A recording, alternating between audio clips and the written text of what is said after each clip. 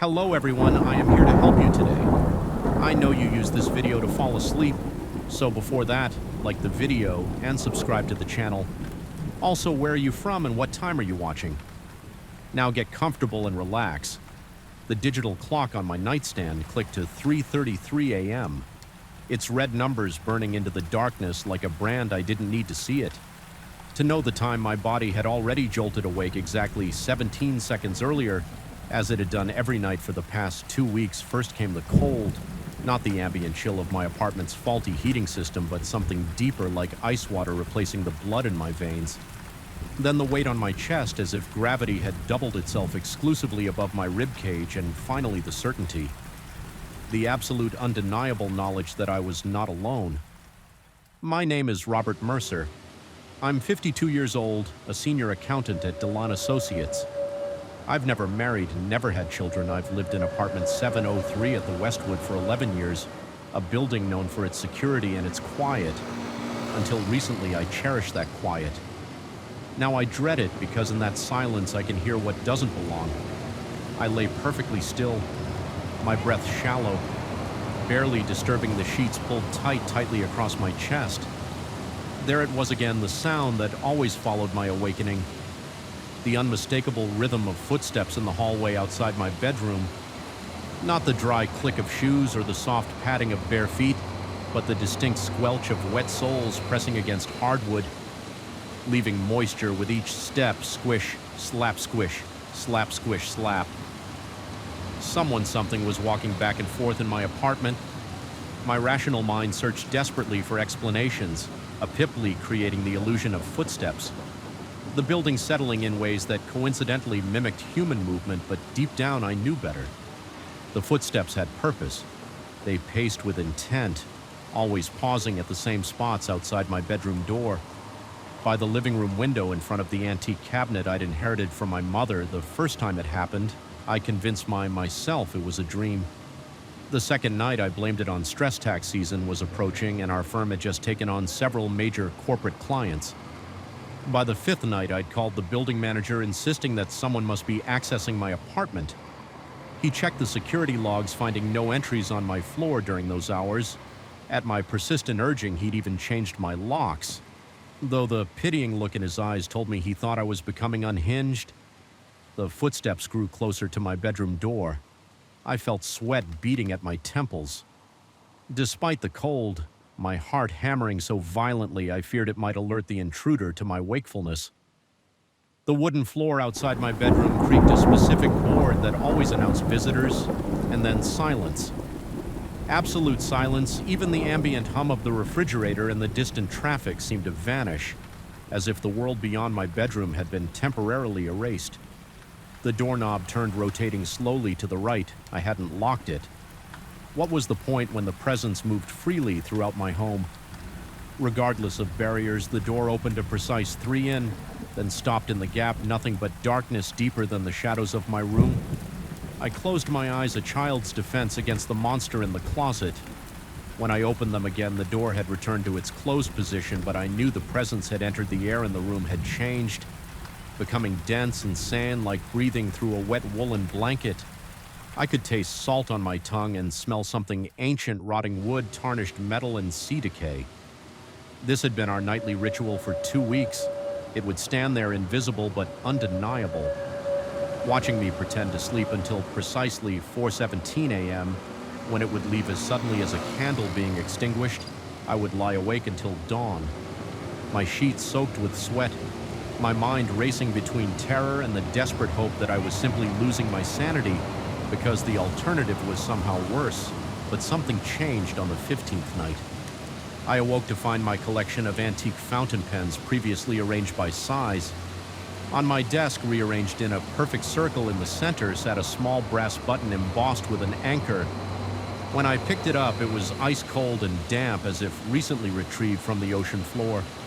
I dropped it as if burned, watching in disbelief as a small puddle formed beneath it, then slowly evaporated over the next few minutes. That same morning, I found wet footprints leading from my front door to the bathroom, then to the living room, and finally ending abruptly in the middle of my kitchen. They weren't the treads of any shoes I owned. These were broader, with an odd square shape to the heel that reminded me of old workman's boots. Like the water from the button, they began to evaporate as I watched disappearing completely. Within 10 minutes, I'd spent my entire life believing in spreadsheets and balanced ledgers in the orderly progression of numbers that always resolve to zero when properly managed in cause and effect and rational explanations.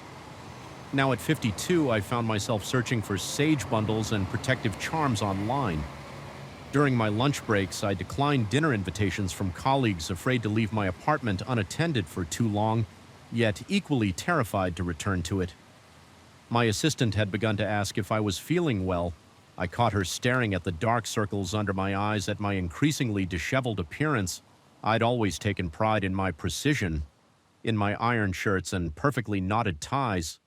Now I was lucky if I remembered to comb my hair. Sleep deprivation was eroding me from the inside out, wearing away at my carefully constructed professional facade after the footprints I installed cameras, one in my bedroom, one in the hallway, one in the living room. State-of-the-art motion activated with night vision capabilities. They sent alerts directly to my phone. The first 2 nights they captured nothing. Despite the continuing footsteps, the continuing presence at my bedside on the 3rd night at exactly 3:33 a.m., all 3 cameras triggered simultaneously with trembling fingers. I reviewed the footage the next morning at my office, locking the door to ensure privacy. The hallway camera showed at first a distortion in the air, like heat waves rising from summer pavement. Then gradually a figure coalesced, translucent but unmistakably humanoid. It wore what appeared to be an old naval uniform, the kind from centuries past, with a high collar and double row of buttons. Down the front, its face remained indistinct, a blur where features should be, but its hands were clear enough, bloated and pale with fingernails blackened as if with rot. In its arms, it carried something rectangular, approximately 12 inches long and 8 inches high. The camera's night vision rendered colors poorly, but the object gleamed in places suggesting metal fittings. As it moved down the hallway, water seemed to drip from its uniform, forming the footprints I'd found the living room camera captured it next, standing motionless before my mother's cabinet. For 17 minutes, it simply stood there, its form occasionally flickering like a bad television signal. Then it turned, seeming to look directly into the camera, though it had no distinguishable eyes. I felt its gaze, a sensation that translated through technology and time to freeze the blood in my veins. Even in the safety of daylight, the bedroom camera showed my sleeping form, covers pulled tight, body rigid. Even in unconsciousness, the door opened and the figure entered, moving to my bedside with unnatural smoothness. It stood there looking down at me, the rectangular object now more clearly resembling an ornate box clutched to its chest at 4:16 a.m. It leaned closer, bringing what should have been its face near to mine. At 4:17, it simply vanished, leaving nothing but a damp patch on the floor that quickly evaporated. I couldn't return to my apartment that night. Instead, I checked into a hotel across town, hoping distance would provide relief. I didn't tell anyone where I was going, not that there were many who would ask. My life had been a solitary one. By choice, my relationships limited to professional courtesies and occasional meals with acquaintances. I'd never found that loneliness particularly troubling until now, when I desperately needed someone to believe the unbelievable. The hotel room was anonymous and sterile, smelling of industrial cleaner and other people's transient lives. I double-locked the door, wedged a chair beneath the handle, and left every light burning. I took a sleeping pill, something I'd never needed before, and fell into a dreamless void around midnight. I awoke at exactly 3:33 a.m. The hotel room had changed the wallpaper previously. A bland beige now seemed to ripple with moisture, dark patches spreading like spilled ink across its surface. The carpet beneath my feet was sodden, squishing between my toes as I sat up in horror. The bathroom door, which I had left open, was now closed, and from behind it came the sound of water dripping with metronome. Precision, drip, drip, drip. My breath caught in my throat, lungs seizing as if filled with liquid. The chair I'd wedged against the main door remained in place, undisturbed. Whatever was here had not used conventional means of entry. The bathroom door knob turned slowly, Slowly, I couldn't move, couldn't scream, could barely force myself to blink as the door swung open. Steam billowed out hot and thick with that same salon smell through the vapor. I saw it more solid than in the camera footage, but still translucent around the edges. Water poured from its uniform, from its sleeves, from what would have been its hair, forming a growing pool at its feet. It carried the box, which I could now see was indeed an antique music box, ornately carved with nautical scenes, ships battling stormy seas, mermaids and sea creatures. I couldn't identify tarnished brass fittings held it together, and a small key protruded from one side. The figure took a step toward me, another water soused around its heavy boots. It extended the box in gray bloated hands. My voice returned in a rush of terror. I asked what it wanted, why it had chosen me. The figure gave no response, but continued its slow advance box, outstretched like an offering or a demand. I scrambled backward until I hit the headboard, nowhere left to retreat. The figure stopped at the foot of the bed with deliberate slowness. It placed the music box on the mattress and pushed it toward me through the soaked bedding. I felt cold seeping upward. Numbing my legs, something compelled me to reach for it. Not curiosity, but a deeper imperative, as if refusing would bring consequences far worse than compliance. My fingers touched the cold metal, sending electric shivers up my arm. The box was heavier than its size suggested and crusted with what looked like decades of salt and barnacles. The key turned with surprising ease. The lid opened automatically, revealing a mechanism of tarnished gears and a small figurine. A sailor, much like my visitor, poised as if mid-stride on a ship's deck. Music began to play, a haunting melody I somehow recognized, though I was certain I'd never heard it before. Notes plucked at something deep in my memory, something buried beneath years of mundane existence. Images flashed through my mind, a harbor town.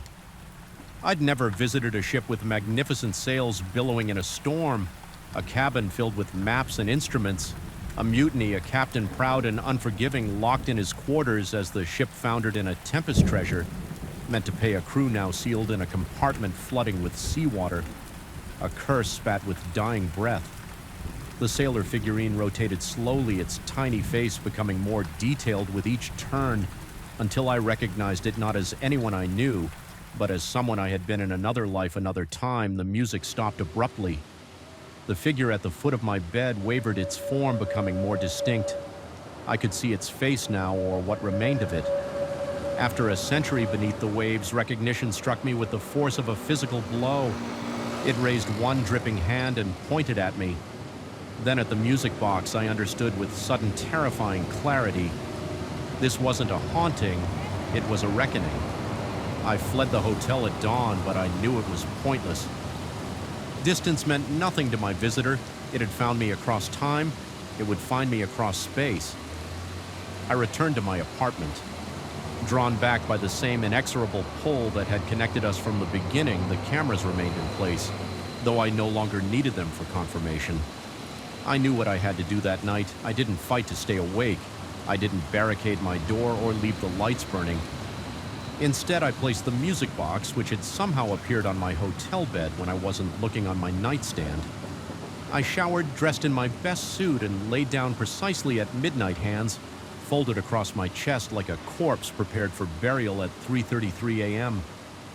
I opened my eyes to find him standing there, my first mate from a life I'd lived in 1847, the man I'd betrayed, locked in the hold with the others when our ship began to sink, the loyal sailor who had trusted me to lead him safely home, not to doom him to a watery grave for the sake of gold that now lay scattered across the Atlantic floor. He no longer dripped. His uniform was immaculate, as it had been before the storm.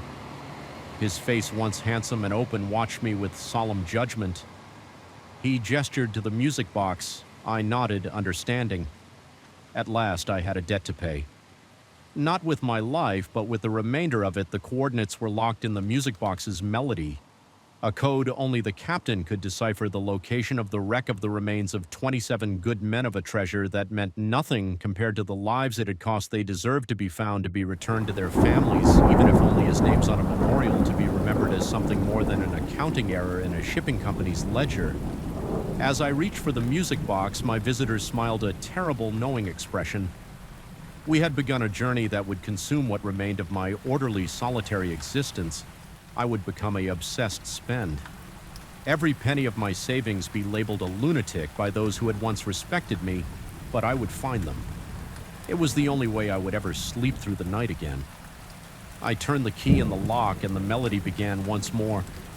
The hum of electronics is supposed to be comforting. That's what I always told myself during those long nights alone in my studio, surrounded by mixers, monitors, and the soft glow of digital waveforms pulsing across my screens. As a sound engineer, I'd spent 20 years training my ears to catch imperfections, a slightly off-key note, an inconsistent reverb tail, the almost imperceptible crackle of a failing condenser mic.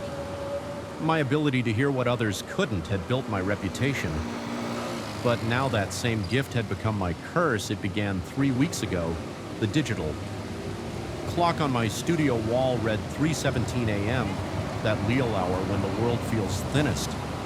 I was hunched over my workstation finalizing the mix for an indie rock band's sophomore album. The deadline loomed just days away, and I'd fallen behind schedule after scrapping hours of work that somehow felt wrong. Not technically flawed, just wrong in a way I couldn't articulate. Sleep deprivation had become my constant companion, my eyes burning from staring at screens in the dim blue light of my home studio. The track playing a moody, atmospheric piece with layers of reverb and delay suddenly presented an anomaly. A faint, almost imperceptible hiss emerged between the guitar solos, something that shouldn't have been there. I froze. The playback rolled back 30 seconds and listened again with my studio headphones cranked to maximum volume. There it was, a strange frequency riding underneath the music, almost like radio interference, but somehow more deliberate. My first instinct was practical check the recording equipment review. The original stems eliminate technical explanations. I spent hours isolating the track, applying filters to strip away the intended sounds, leaving only this peculiar sonic artifact by sunrise. My notepad filled with technical troubleshooting notes. I had to admit this wasn't a technical glitch. The frequency pattern was too structured, too rhythmic. Almost like speech, but in no language. I recognized sleep eluded me that day when I returned to my studio. The following night, a sense of unease had settled over the familiar space. The corners seemed darker, the air heavier. I told myself it was just exhaustion as I booted up my workstation and opened the isolated frequency track from the night before. My finger hovered over the play button, my heart inexplicably racing. Something primal warned me not to listen again. I pressed play anyway. The frequencies had changed, not dramatically, but unmistakably, where before there had been a formless, silent whispering. Now there existed a clearer pattern. The cadence had become more pronouncedly speech-like, rising and falling in what sounded like questions and declarations. I ran it through spectral and analysis software, watching the visual representation of the sound twist across my monitor. Like the ring of some alien creature, the display showed frequencies that shouldn't exist within the gear we'd use to record subsonic rumbles and ultrasonic peaks beyond human hearing, yet somehow captured in our session. My hands trembled as I saved the new file. The rational part of my brain offered explanations, interference from nearby radio towers, microphonic cable issues, or even prankster bandmates embedding weird samples. Yet none of these explanations addressed why the sound had changed overnight while the file remained untouched on my secure drives. The third night I arrived at my studio earlier than usual, drawn by a compulsion I couldn't name. The isolated track now played back with crystal clarity, a voice speaking in what sounded like an ancient language, the syllables harsh and guttural.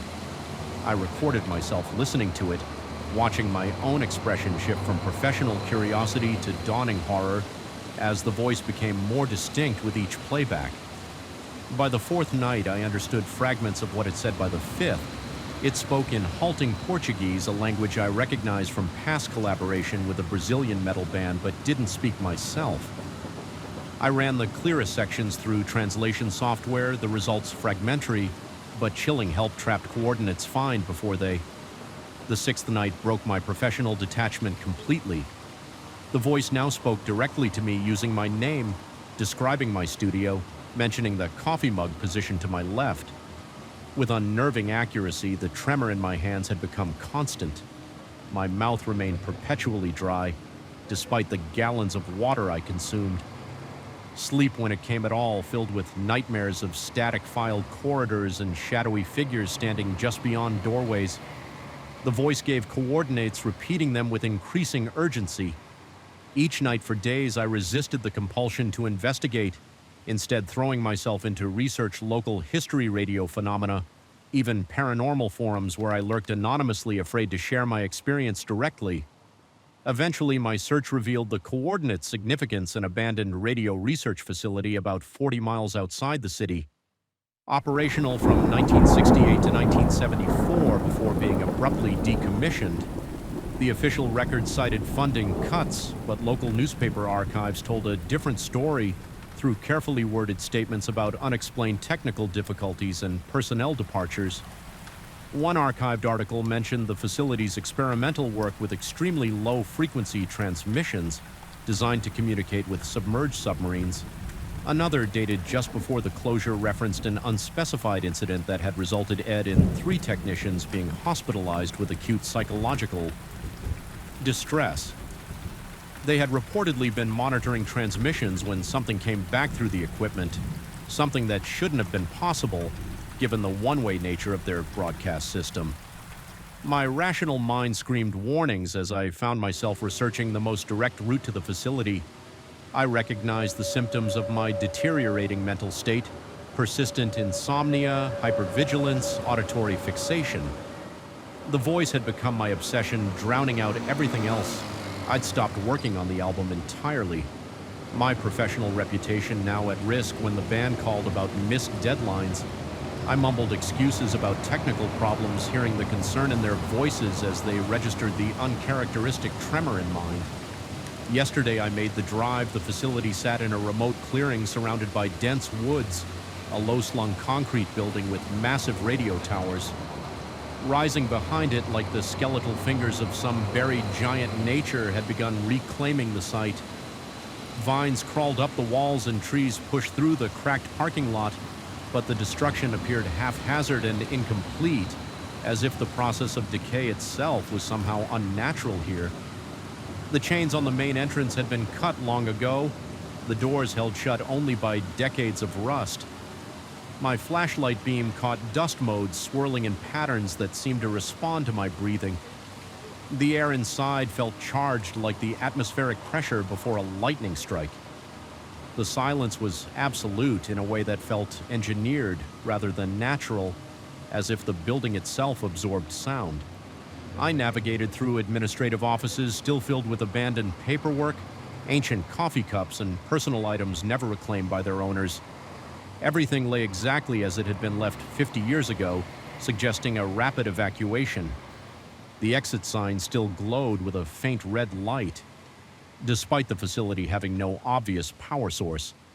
Following the architectural plans I'd memorized from county records, I located the main transmission room. The door stood partially ajar, the darkness. Beyond it, absolute, my flashlight beam dissipated unnaturally just beyond the threshold, as if the darkness were consuming the light itself. The metallic taste of fear flooded my mouth as sweat plastered my shirt to my back. Every instinct urged retreat, yet I found myself stepping forward, drawn by a compulsion stronger than terror. Inside, banks of antiquated equipment lined the walls: reel-to-reel tape machines, oscilloscopes, and massive radio transmitters. In the center stood a monitoring station with a single chair facing a large speaker system.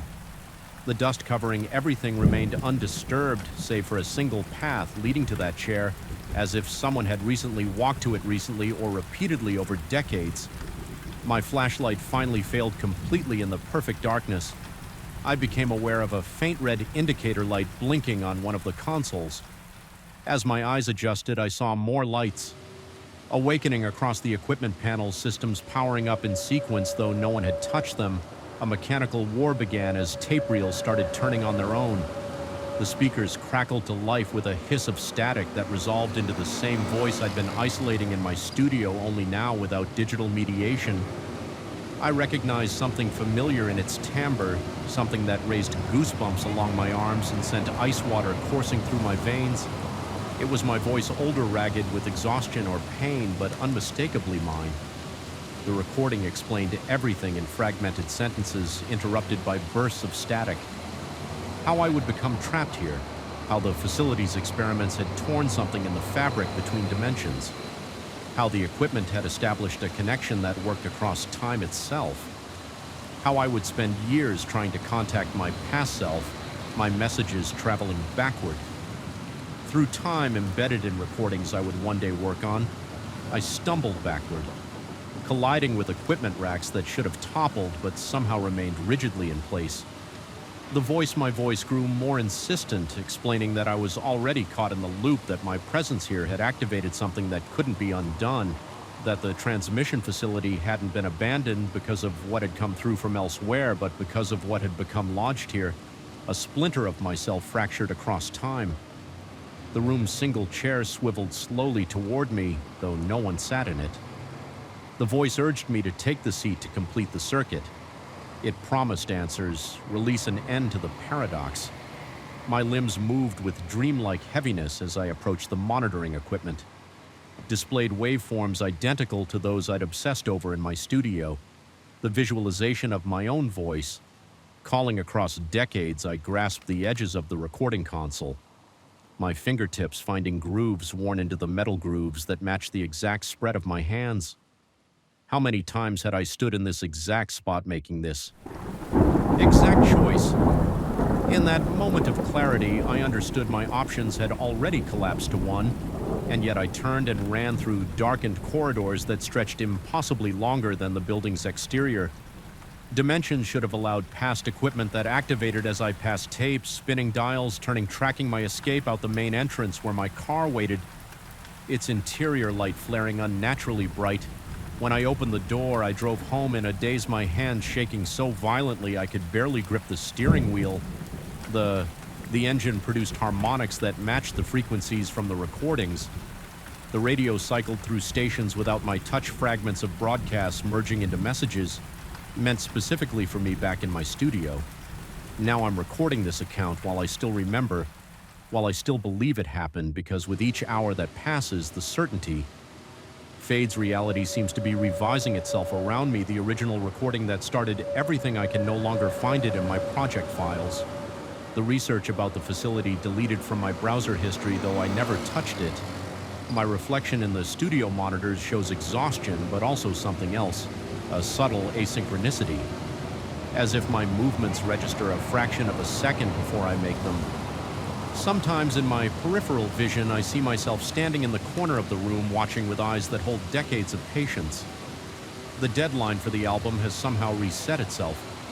According to my calendar, I have 3 more weeks, the exact amount of time I had when this all began. The band has no recollection of calling about missed deadlines. My notes about the strange frequency are gone, replaced by mundane mixing observations. But I remember, and I will not return to that facility no matter how compelling the voice becomes. I've disconnected my equipment, replacing everything that might have been contaminated. I've soundproofed the studio, further installed electromagnetic shielding. I will finish this album using only analog equipment, avoiding digital processing entirely. Yet even as I implement these precautions, I notice new frequencies emerging in the background noise of the room. My air conditioner, the refrigerator's hum, the electrical current in the walls, all of them carrying fragments of that same message, that same voice, my voice. And sometimes in the deep hours of the night, I catch myself reaching for headphones, fingers poised to isolate new frequencies, to amplify them, to listen just one more time to what they might reveal. In those moments, I feel the future version of myself watching, waiting for the inevitable moment when curiosity overcomes caution, when the loop begins again. The first night in apartment 302, I woke at exactly 3:17 a.m. to the distinct sensation of being watched. My eyes snapped open to darkness so complete it seemed to press against my retinas. The air hung unnaturally still, carrying a faint medicinal smell I couldn't place antiseptic yet. Somehow ancient as my eyes adjusted, I could make out only the vague outlines of unfamiliar furniture boxes still stacked from the move. Nothing appeared out of place, yet something was profoundly wrong. The silence buzzed with a strange electricity that made the hairs on my arms stand rigid. I remained paralyzed in bed until dawn. Gradually revealed an empty room, telling myself that the disorientation was natural. When sleeping in a new place, I didn't yet understand that in this building, emptiness was merely an illusion. My name is Dr. Thomas Reed. At 36, I built a respectable career as a neuropsychiatrist, recently accepting a position at Westlake Memorial Hospital that necessitated my move to this historic building. Downtown Parkview Apartments was constructed in 1926, a grand 7-story brick structure with ornate cornices and an imposing marble lobby. The real estate agent had emphasized its prestigious history, mentioning past residents of significance, judges, professors, a state senator. What failed to mention was the building's other history, the one I'd soon piece together through Whisper's strange encounters and the growing certainty that apartment 302 was not simply a space, but something closer to a condition. The day after moving in, I encountered my first neighbor in the narrow hallway connecting our apartments.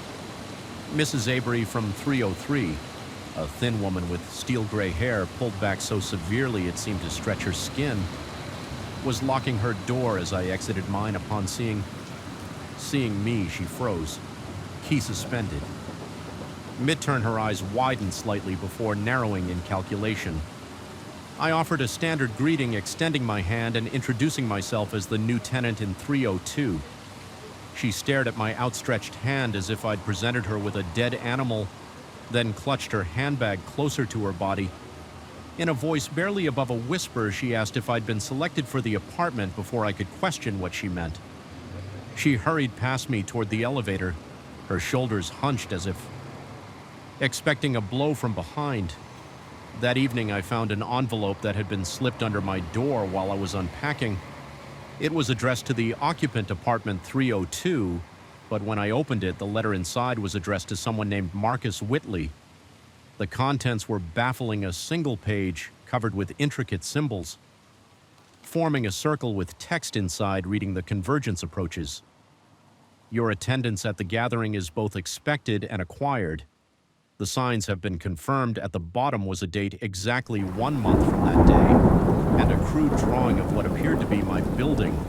But with strange protrusions emerging from its roof, I dismissed it as some odd welcome ritual, or perhaps a mistake, adding it to the growing pile of mail addressed to Whitley that had accumulated since my arrival.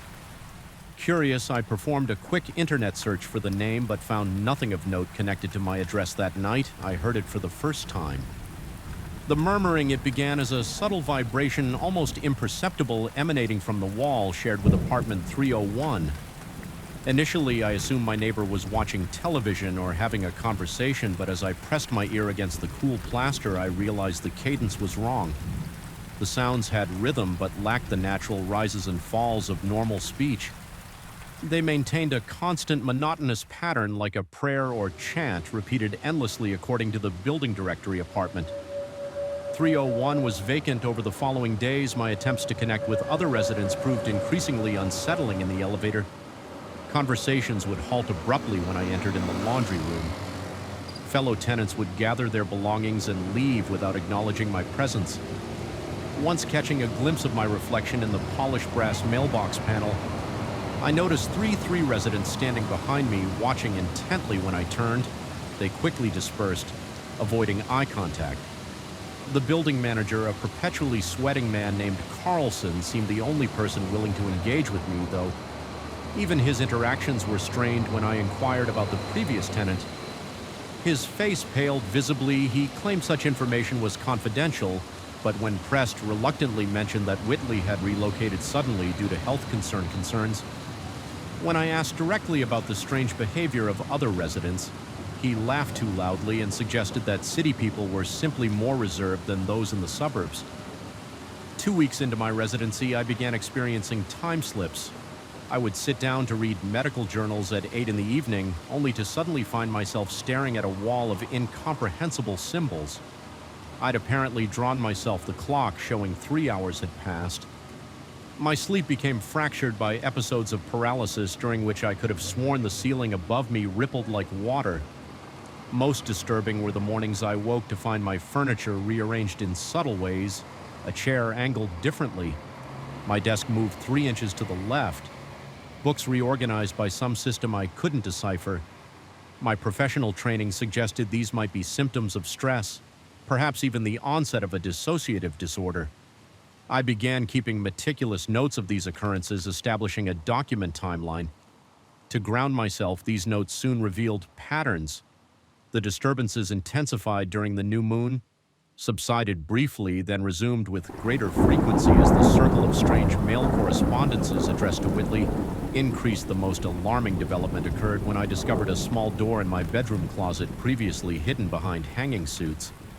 The door, no more than 2 feet square, was secured with 3 separate locks, none of which matched my key set. Around its frame were carved the same symbols that had appeared in the letters addressed to Whitley when I pressed my ear against it.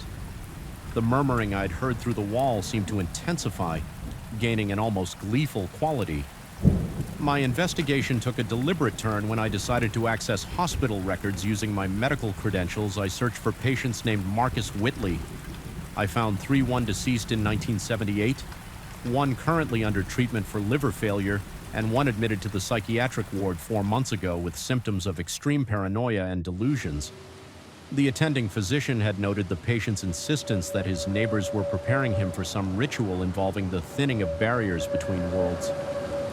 Most telling was the patient address: Apartment 302, Park VIW, Apartments. Further research revealed a disturbing pattern over the past 70 years. 14 residents of Apartment 302 had been admitted to various psychiatric facilities with nearly identical symptoms: paranoia, time distortions, and beliefs about rituals involving the building itself. 5 others had simply disappeared, their cases remaining open in police files. The most recent disappearance prior to Whitley's hospitalization was a woman named Eleanor Simmons, who vanished 3 years ago, leaving behind a journal documenting experiences eerily similar to my own. My pulse quickened as I expanded my research. The land beneath Parkview Apartments had previously housed a meeting hall belonging to an obscure philosophical society founded in the 1880s. The group, calling themselves the Observers of Convergence, had disbanded after a mysterious incident in 1923 that local newspapers vaguely described as a tragic occurrence during an astronomical event.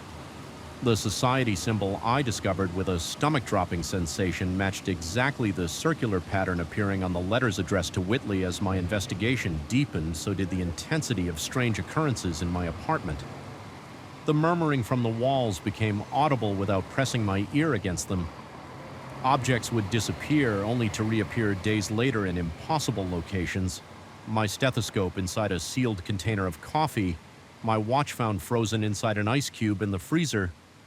Most disturbing was the night I woke to find every reflective surface in my apartment mirrors. Windows, even the screen of my laptop, covered with condensation on which the same symbol had been traced by an unseen hand.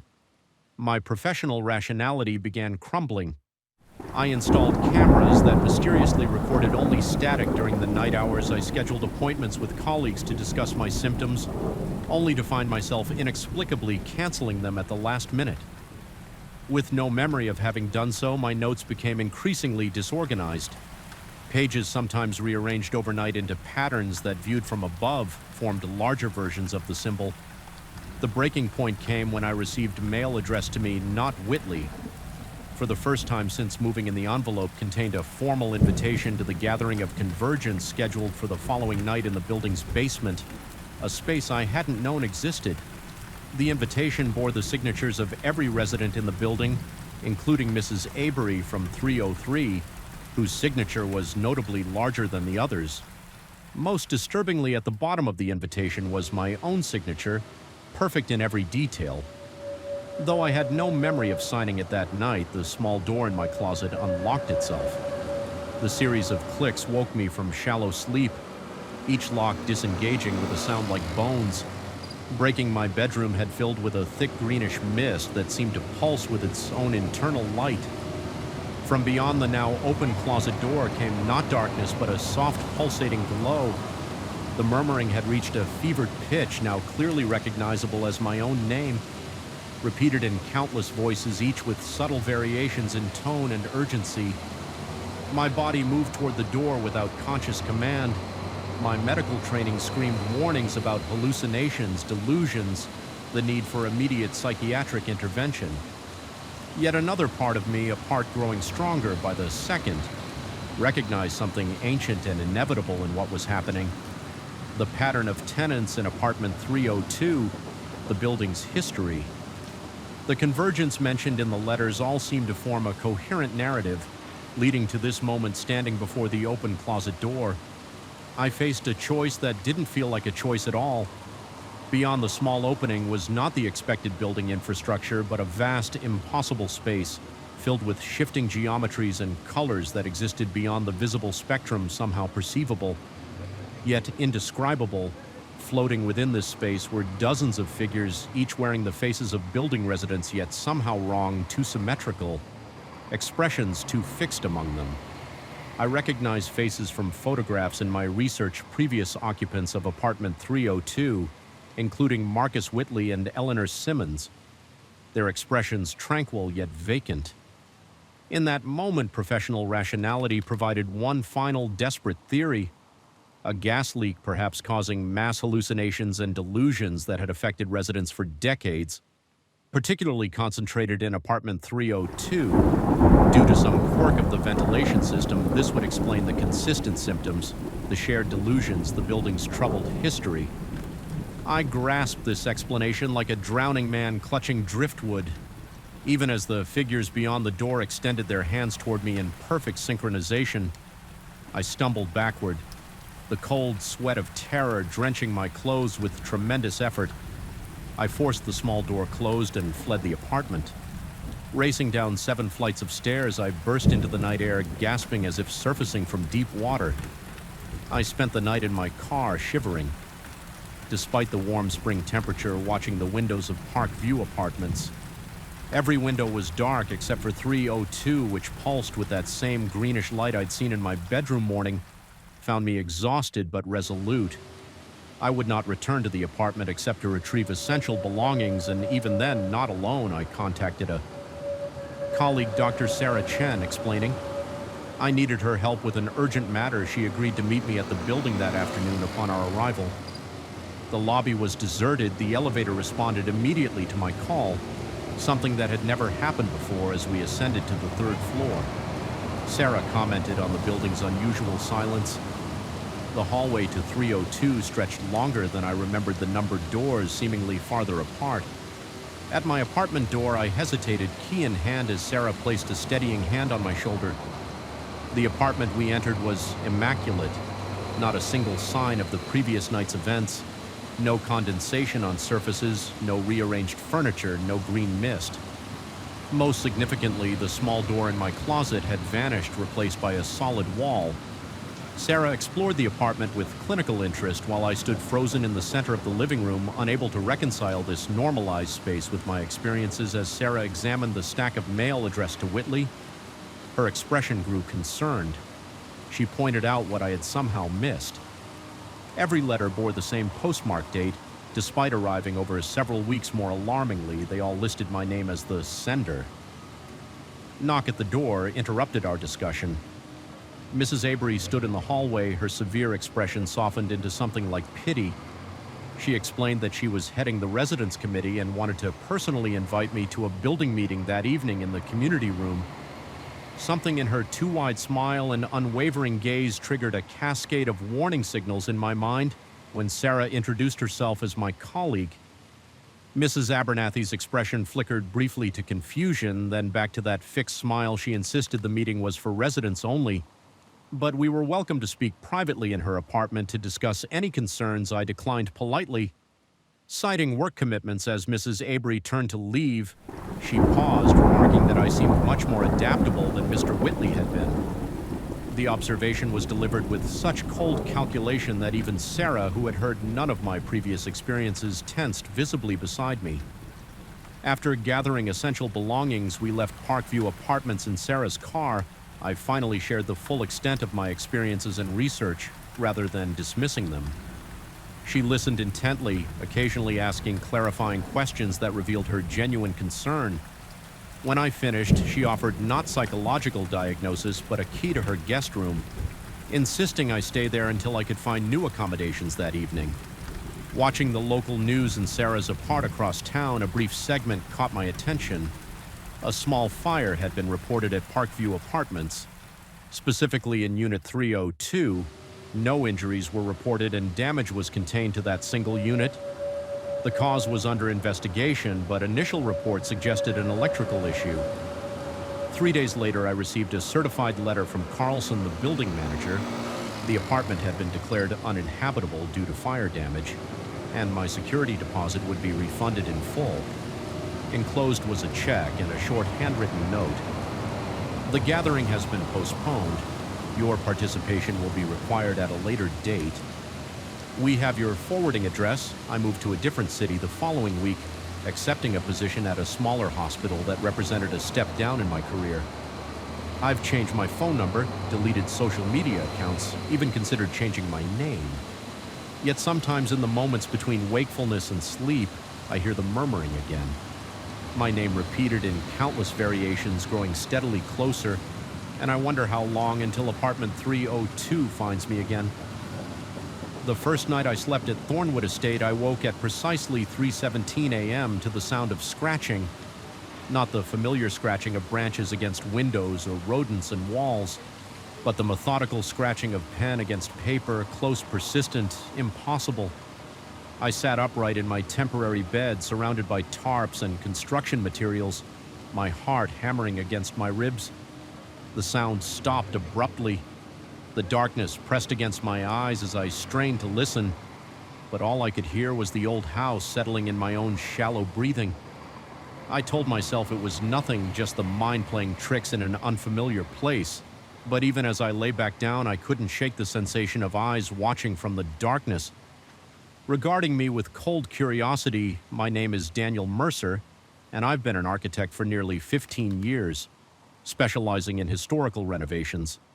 When Catherine Blackwood contacted me about restoring her family's rural guest house, a Victorian structure that had stood abandoned for decades on the edge of her estate, I jumped at the opportunity. The Blackwood family was well known in architecture, owl circles for their patronage of distinctive buildings, and this project promised both a healthy commission and potential portfolio. Prestige, what I didn't expect was to find myself questioning the very foundations of reality. The guest house sat a quarter mile from the main estate, partially concealed by a stand of ancient oaks. Its faded grandeur was evident even beneath decades of neglect. Intricate woodwork framing tall windows, a wraparound porch with delicate latticework, and steep gables that pierced the sky like accusations. M. Blackwood, a thin woman with prematurely silver hair, had been oddly perfunctory when showing me around the property. She informed me that the guest house hadn't been used since the 1970s, quickly pointed out structural concerns, then left me to my assessment with an offhand comment that the place always gave her a certain discomfort. At the time, I attributed her behavior to the typical eccentricity of wealthy clients. 3 weeks into the restoration, I discovered the hidden space while examining what appeared to be an anomaly in the blueprints, a section where interior dimensions didn't match exterior measurements. I found a seam in the wooden paneling of the master bedroom.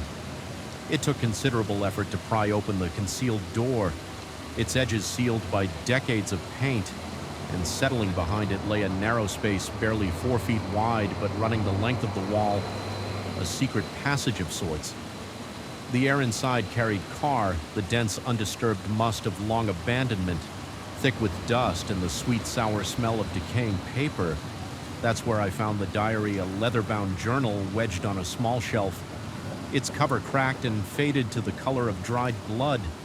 I should have reported the find to Miss Blackwood immediately instead, driven by a curiosity I now recognize as my undoing. I took it to my workstation and began reading. That evening, by the harsh light of a construction lamp, the diary belonged to one Edward Harlow, dated 1962. Harlow described himself as a visiting colleague of Richard Blackwood, staying at the guest house while collaborating on academic research. His early entries were mundane observations about the property notes on his work, complaints about the rural isolation.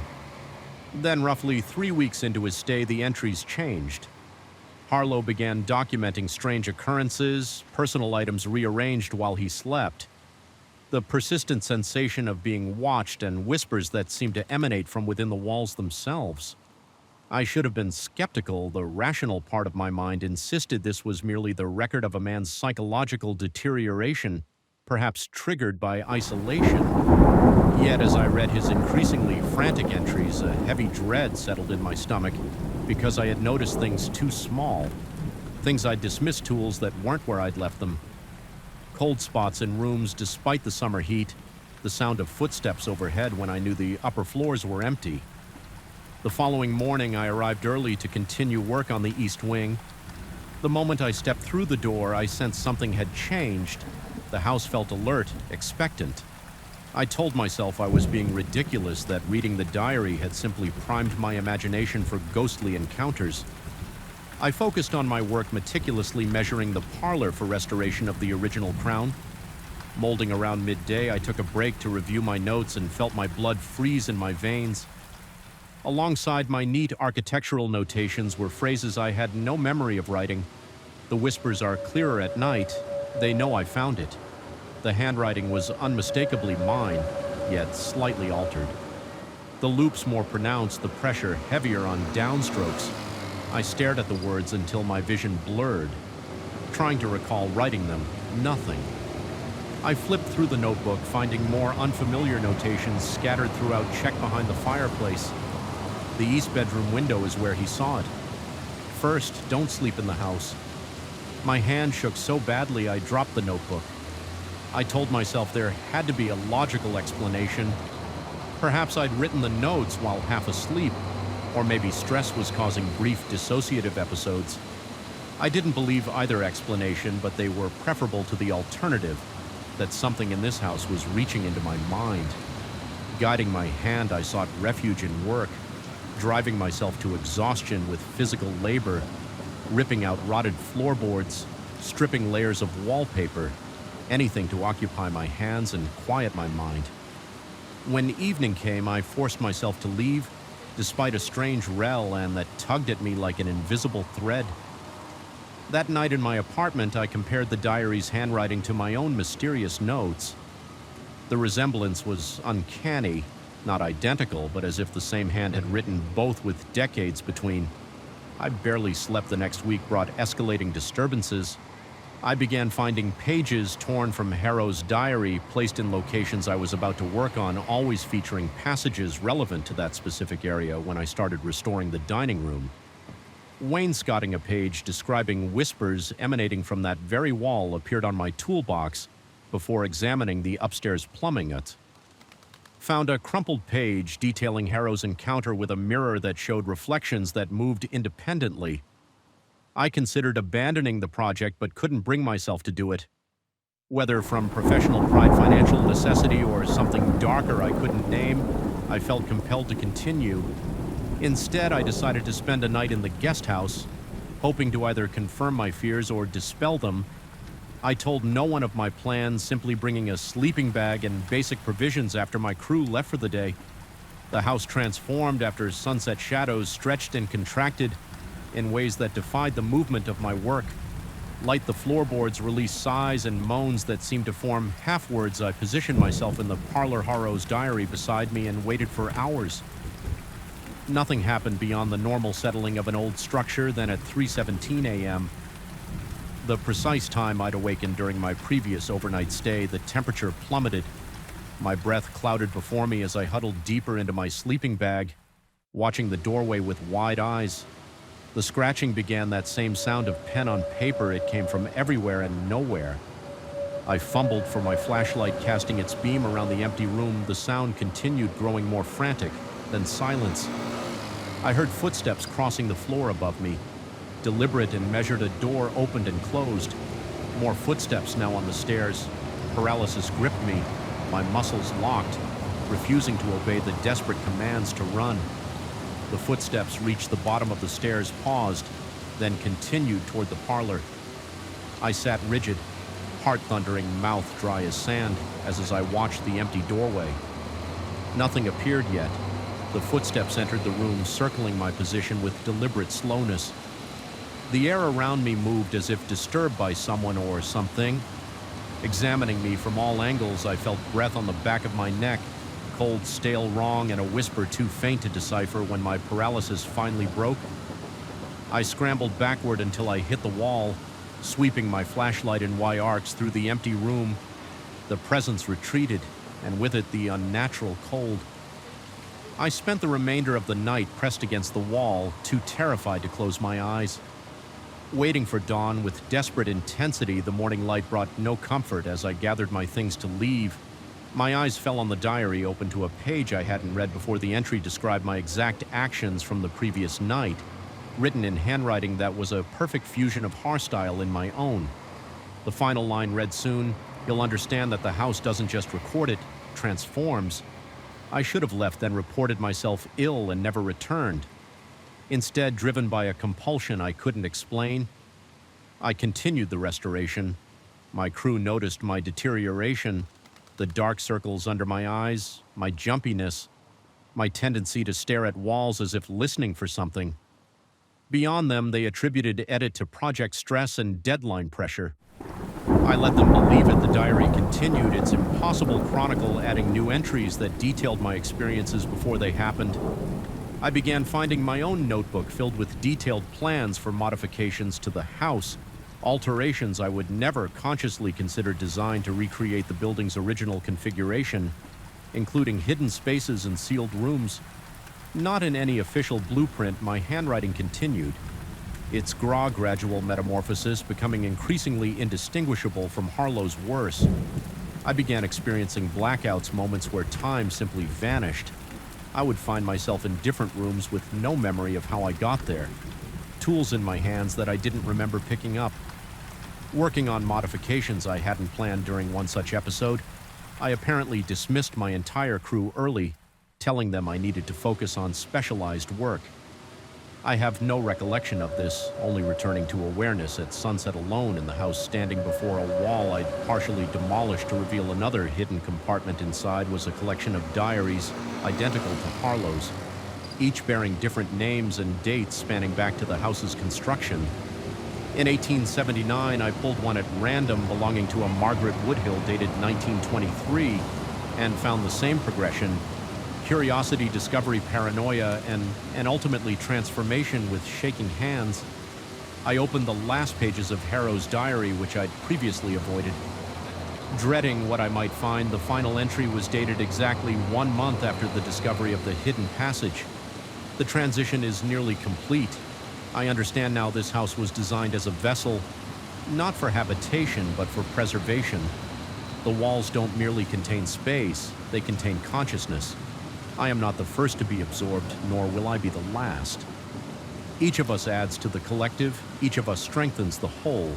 I no longer fear. The whispers, "Soon I will be." The whispers. The signature at the bottom began as Edward Harlow, but transformed mid-name into something illegible, as if the writer's identity dissolved during the very act of claiming it. That night I fled the estate with both Harlow's diary and my own notebook, driving aimlessly until exhaustion forced me to stop at a roadside motel in my room. I spread my notes across the bed, desperately searching for a pattern, an explanation, anything that might help me understand what was happening. Around 3 a.m., I surrendered to fatigue, collapsing into uneasy sleep. I dreamed of the house, its walls breathing, its floors pulsing with collected consciousness. In the dream, I walked its corridors with perfect familiarity, my fingers trailing along surfaces that responded to my touch like living skin behind each wall. Voices murmured in welcome. I belonged there. I had always belonged there. The house had been waiting for me. I woke gasping, clawing my way back to reality. Dawn light filtered through cheap curtains as I scrambled to check my notebook.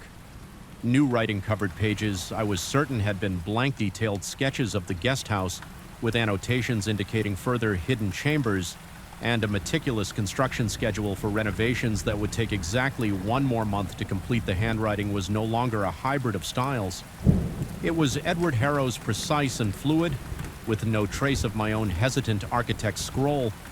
As I stared at the pages, my phone chimed with a text from M. Blackwood. Mr. Mercer, my security system shows you on the property at 3:17 this morning, making unauthorized structural changes. Kindly explain yourself. I haven't returned to the Thornwood guest house. I've fabricated excuses to Miss Blackwood about a family emergency requiring my immediate attention. She's been surprisingly understanding, suggesting I take all the time I need before resuming work. The house has waited this long, she wrote. It can wait a little longer. My hands shake constantly. Now I check my notebook obsessively for new entries, new EV evidence that whatever consciousness resides in that house has followed me. Most nights I dream of hidden passages and whispered conversations in the dark. Sometimes I wake to find myself writing fluid, confident strokes, detailing plans for my inevitable return to Thornwood. Yesterday I received a package, no return address. No note enclosed inside was an empty leather-bound journal identical to Harrow's diary, but pristine, unused on the first page, a single sentence in handwriting that perfectly matches what mine has become. When you're ready to continue your work, we'll be waiting. I've locked the journal in my safe, but sometimes at night I hear scratching from inside, the sound of pen on paper, recording thoughts I haven't yet had, plans I haven't yet made, and a return journey I haven't yet taken, but somehow know is inevitable because the most terrifying realization isn't that the house is haunted. It's that part of me is already there, waiting for the rest to follow. Static crackles like brittle bones breaking in the darkness. The basement air hangs heavy thick with dust and the metallic scent of old wiring. I sit alone, bathed in the sickly glow of this perfect relic, a 1938 Philco radio console, its wooden cabinet gleaming as if it had just left the factory floor. No scratches, no wear and impossibility in a house that had stood abandoned for nearly a decade before I purchased it. My fingers tremble slightly as they hover over the dial, anticipating the sudden cessation of white noise that comes precisely at midnight. That's when I'll hear the voice again. My voice announcing tomorrow's catastrophes with the practiced cadence of a seasoned broadcaster. I've always had an eye for forgotten treasures. At 46, my modest success as an Ananke dealer had finally afforded me this Victorian fixer-upper on the outskirts of Millfield the previous owners had vacated. Suddenly, something about a family emergency that required immediate relocation. The realtor had been vague, but the price was too good to pass up. After signing the papers, I spent the first week exploring every creaking floorboard and shadowed corner of my new possession. The basement door had been sealed shut with multiple locks. I assumed it was to keep out intruders during the property's vacant period. When I finally broke through, I discovered a space, untouched by time, dry clean, and preserved in a way that contradicted the home's general state of disrepair. Against the far wall sat the radio unplugged, yet somehow humming with an energy I could feel in my MERS. It was a collector's dream. I estimated its value at several thousand $. Assuming the internal components were intact when I plugged it in, the tubes glowed warmly, but every frequency yielded only static. I spent hours tinkering with it. That first night convinced such a pristine specimen must function around midnight, exhausted and ready to admit defeat. I turned to leave when the static abruptly ceased. A voice cut through the silence with perfect clarity. My initial thought was that I'd accidentally tuned into a late night news broadcast. The announcer spoke of a bridge collapse on Highway 16 with multiple injuries and traffic backed up for miles. I made a mental note to avoid that route during my supply run the next day. It wasn't until my morning coffee, when I overheard two customers discussing a freak accident that had just occurred, that ice began creeping through my veins. The bridge on Highway 16 had indeed collapsed exactly as described not by last night's news, but by this morning's. The radio had announced it nearly 12 hours before. Before it happened over the following weeks, a pattern emerged each night at precisely midnight. The static would clear for exactly 2 minutes and 13 seconds. The announcer would detail between 3 and 5 events set to occur the next day: a warehouse fire, a politician's sudden resignation due to scandal, a chemical spill forcing evacuations. Each prediction materialized with eerie precision, always resulting in chaos, injury, or public panic. I began documenting everything. My basement transformed into a conspiracy theorist's, lair walls plastered with newspaper clippings, confirming the radio's predictions, notebooks filled with transcriptions, multiple recording devices capturing each midnight broadcast. The voice never wavered in its professional detachment, reciting tomorrow's disasters with the emotional distance of someone reading a grocery list after 3 weeks. I worked up the courage to warn someone the radio had announced a major structural failure would occur at the Westfield Mall. I contacted mall security, local police, even the fire department. They listened with thinly veiled skepticism as I struggled to explain my source. Without sounding completely deranged, one officer suggested I might need professional help, gently providing a card for a mental health crisis line. The mall remained open. The food court ceiling collapsed at 3:17 p.m., exactly as predicted, causing dozens of injuries amid the panic. My sleep deteriorated. Dark shadows formed under my eyes. My hands developed a perpetual tremor. Clients at my antique shop began asking if I was ill. I couldn't explain that I spent each night in dread, waiting for midnight, documenting disasters I could neither prevent nor ignore. The weight of foreknowledge pressed against my chest like a concrete slab. Then the broadcast changed. Local resident Margaret Whitaker will suffer a severe allergic eye reaction at tomorrow's charity luncheon. The voice announced one night. My fingers went numb. Margaret was my next-door neighbor, a kind woman who occasionally brought over homemade bread. The next day, I canceled my appointments and followed her to the lunch. When she reached for a cookie on the dessert tray, I accidentally bumped into her, causing her to drop it. She laughed it off. Hours later, the event organizer announced that several people had experienced reactions to undeclared nuts. In those same cookies, the broadcast grew increasingly personal. Business associates, the mailman, the barista at my regular coffee shop, each prediction more specific, more intimate. I began warning them with fabricated excuses, telling my business partner Thomas that I'd heard rumors about electrical issues at the conference venue where he was scheduled to present. Convincing him to withdraw, the venue's power failed mid-event, trapping dozens in elevators and darkened hallways through it all. Something else was changing, something that sent cold sweat trickling down my spine. Even as I meticulously logged each prediction, the voice was shifting. The professional broadcaster's tone remained, but subtle inflections, certain pronunciations began to sound disturbingly familiar. I started recording my own voice, comparing it to the radio announcements. The similarities were undeniable. Last night marked 30 days since I discovered the radio. I descended the basement stairs, each step heavier than the last. The console gleamed in the darkness, tubes already warmed. Though I hadn't turned it on, I no longer needed to. It activated itself at 11:55 p.m. Now static, growing steadily louder until midnight struck. My recording equipment stood ready. My notebook lay open to a fresh page. 11:59 p.m. The static rose to a crescendo, my teeth vibrating with its intensity, then silence, clean and absolute. This is an emergency broadcast. My voice, unmistakably mine, now spoke from the radio with perfect calm. Tomorrow afternoon, local antique dealer and resident of 1478 Oakwood Lane will make a disturbing discovery in his basement wall while attempting to destroy the Philco radio console currently in his possession. My pen clattered to the floor. My heart hammered against my ribs so violently I feared they might crack. This was new. The radio had never before acknowledged its own existence, or my attempts to document its broadcasts. Upon breaking through the plaster, my voice continued.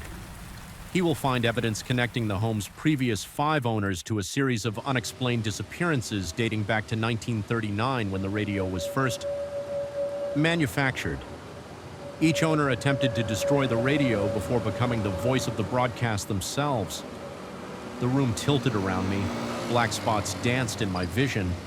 I had researched the house's history, but found records only going back 30 years, 5 owners, 5 voices. Now mine, the current owner, will then realize the nature of his predicament, that he is both broadcaster and recipient, prophet and audience. That time is not linear for those connected to the radio, but rather a closed circuit, endlessly repeating sweat poured down my face.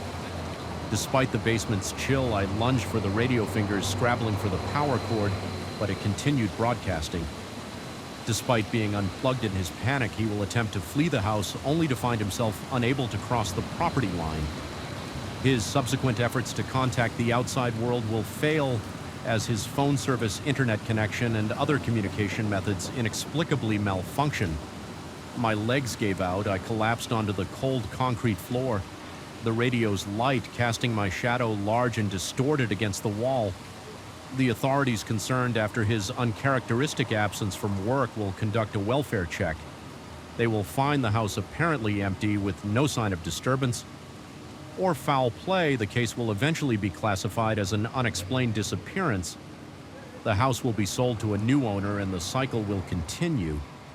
The broadcast ended, static resumed. I remained on the floor until dawn. Broke mind racing through possible escapes. I tested my voice's claim immediately. Racing up the stairs and out the front door, only to find myself re-entering through the basement door. My phone showed no signal, my computer connected to no networks. Morning has come and gone. I've spent hours examining every inch of the basement, looking for clues for evidence for anything that might explain or end this nightmare. As afternoon approaches, I find myself drawn to a section of wall behind the radio that seems to sound hollow when tapped. My tools lie nearby. I know what I'll find if I break through that plaster. I know because I've already announced it. The most terrifying realization isn't that I'm trapped or that I've joined some supernatural broadcasting network. It's the growing suspicion that I've always been here, that my memories of finding this house of my life before it are implanted. Fabrications that I've been both predicting and experiencing disasters in an endless loop, a temporal or robos with the radio at its center. The hammer feels heavy in my hand as I approach the wall. Part of me wants to resist the broadcast prediction, to defy the script I apparently wrote myself. But I've transcribed enough of these predictions to know their inevitability. My arm rises of its own accord, the hammer arcing toward the suspicious section of wall. Whatever I discover in the next few minutes, I'm certain of one thing. When midnight comes again, the static will give way to my voice, and somewhere someone else will be listening. Perhaps the next owner of this house, the next voice of the broadcast, the next link. In this chain of prophets trapped in a hell of foreknowledge without power, and the broadcast will continue, uninterrupted here. There is something watching me from the corner of my study. I can feel it, a presence that wasn't there before I visited those woods. My hand trembles as I write these words. Not from age, but from the bone-deep certainty that I've unleashed something ancient and patient into my life. The shadows in my peripheral vision move with purpose. Now my academic rationality is eroding hour by hour like a shoreline against a rising tide, and the worst part, some terrible newfound part of me welcomes it. 3 weeks ago, I was just Professor Alan Mercer, a respected anthropologist at Westlake University, known for my work on comparative folklore and ritual practices. Now I'm not certain what I am becoming. It began with research for my new book on regional folklore. The university library's special collections yielded an unusual find. A journal from 1887 belonging to a local doctor who had documented strange rituals performed by an isolated community that once inhabited the forest 20 miles north of town. The descriptions were meticulously detailed: a stone circle, specific arrangements of natural objects, peculiar phonetic transcriptions of chants. The doctor theorized these practices predated European settlement, possibly representing a previously undocumented indigenous tradition. My academic curiosity was piqued. The journal referenced landmarks that still existed. A distinctive crooked oak, a stream that split around a large boulder, a clearing where the stone circle supposedly stood. with GPS coordinates extrapolated from the doctor's notes. I set out one crisp October morning to locate the site. Just another field trip and a career full of them. The forest was unusually quiet that day. No birdsong, no rustling underbrush. Just the occasional whisper of wind through dying leaves. I remember thinking it was perfect weather for field work. No distractions, how wrong I was. I found the stone circle exactly where the journal indicated, though most stones had sunk deep into the earth over the centuries, their tops barely visible among the fallen leaves and moss using a soft brush. I cleared debris from the exposed surfaces, revealing intricate spiraling patterns carved into the dark stone. They seemed to shift under my gaze as if the grooves were filled with something liquid rather than shadow. The symbols resembled nothing in my extensive knowledge of Native American or European iconography. They felt older somehow, their design elements lacking the cultural markers I'd expect. I photographed everything. Made sketches, took measurements, then driven by what I told myself was scholarly thoroughness. I arranged some nearby fallen branches in the pattern described in the journal. It wasn't a full recreation of the ritual. I had no intention of performing the chants or completing the final arrangements. I was merely documenting, visualizing the anthropological record. At least that's what I told myself as I placed the final stick and stepped back to observe my handiwork. A sudden gust of wind scattered the leaves at my feet, swirling them into a brief vortex before they settled again. Nothing dramatic, nothing to indicate I had done anything more significant than arrange sticks in a forest clearing. I packed my equipment and hiked back to my car, already planning the chapter. This would feature, and the first changes were so subtle I dismissed them 3 days after my forest visit. I noticed the ivy, my garden wall, had grown nearly 6 inches overnight, its tendrils forming what appeared to be concentric spirals. I attributed it to the unusually warm autumn we were having when my neighbor's normally skittish cat began sitting on my porch railing for hours, staring unblinkingly through my window. I assumed it had simply grown accustomed to my presence a week after the forest. I woke at 3:17 a.m., the exact time I later realized that I had completed the stick arrangement in the clearing. My home office was illuminated by moonlight that seemed to pool unnaturally on my desk, highlighting the photographs of the stone carvings, half asleep. I shuffled to my desk and found myself tracing the patterns with my fingertip. The symbols suddenly made perfect sense, as clear to me as English they spoke of thresholds of entities that exist in the spaces between places of consciousness that could be transferred, like water poured from one vessel to another. I jerked my hand away, heart pounding, mouth dry with fear. I stumbled back to bed, convinced it was just a dream state, a hypnopompic hallucination. But in the morning, the knowledge remained. I could read the symbols as easily as the morning newspaper. My colleague Sarah noticed my distraction during a department meeting.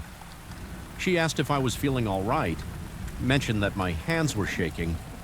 I dismissed her concerns with vague excuses about too much caffeine and not enough sleep. In truth, I was seeing things that shouldn't be there, shadows moving against the flow of light plants bending toward me as I walked past birds, arranging themselves in those same spiral patterns on telephone wires. When I tried to point these phenomena out, no one else seemed to notice anything unusual.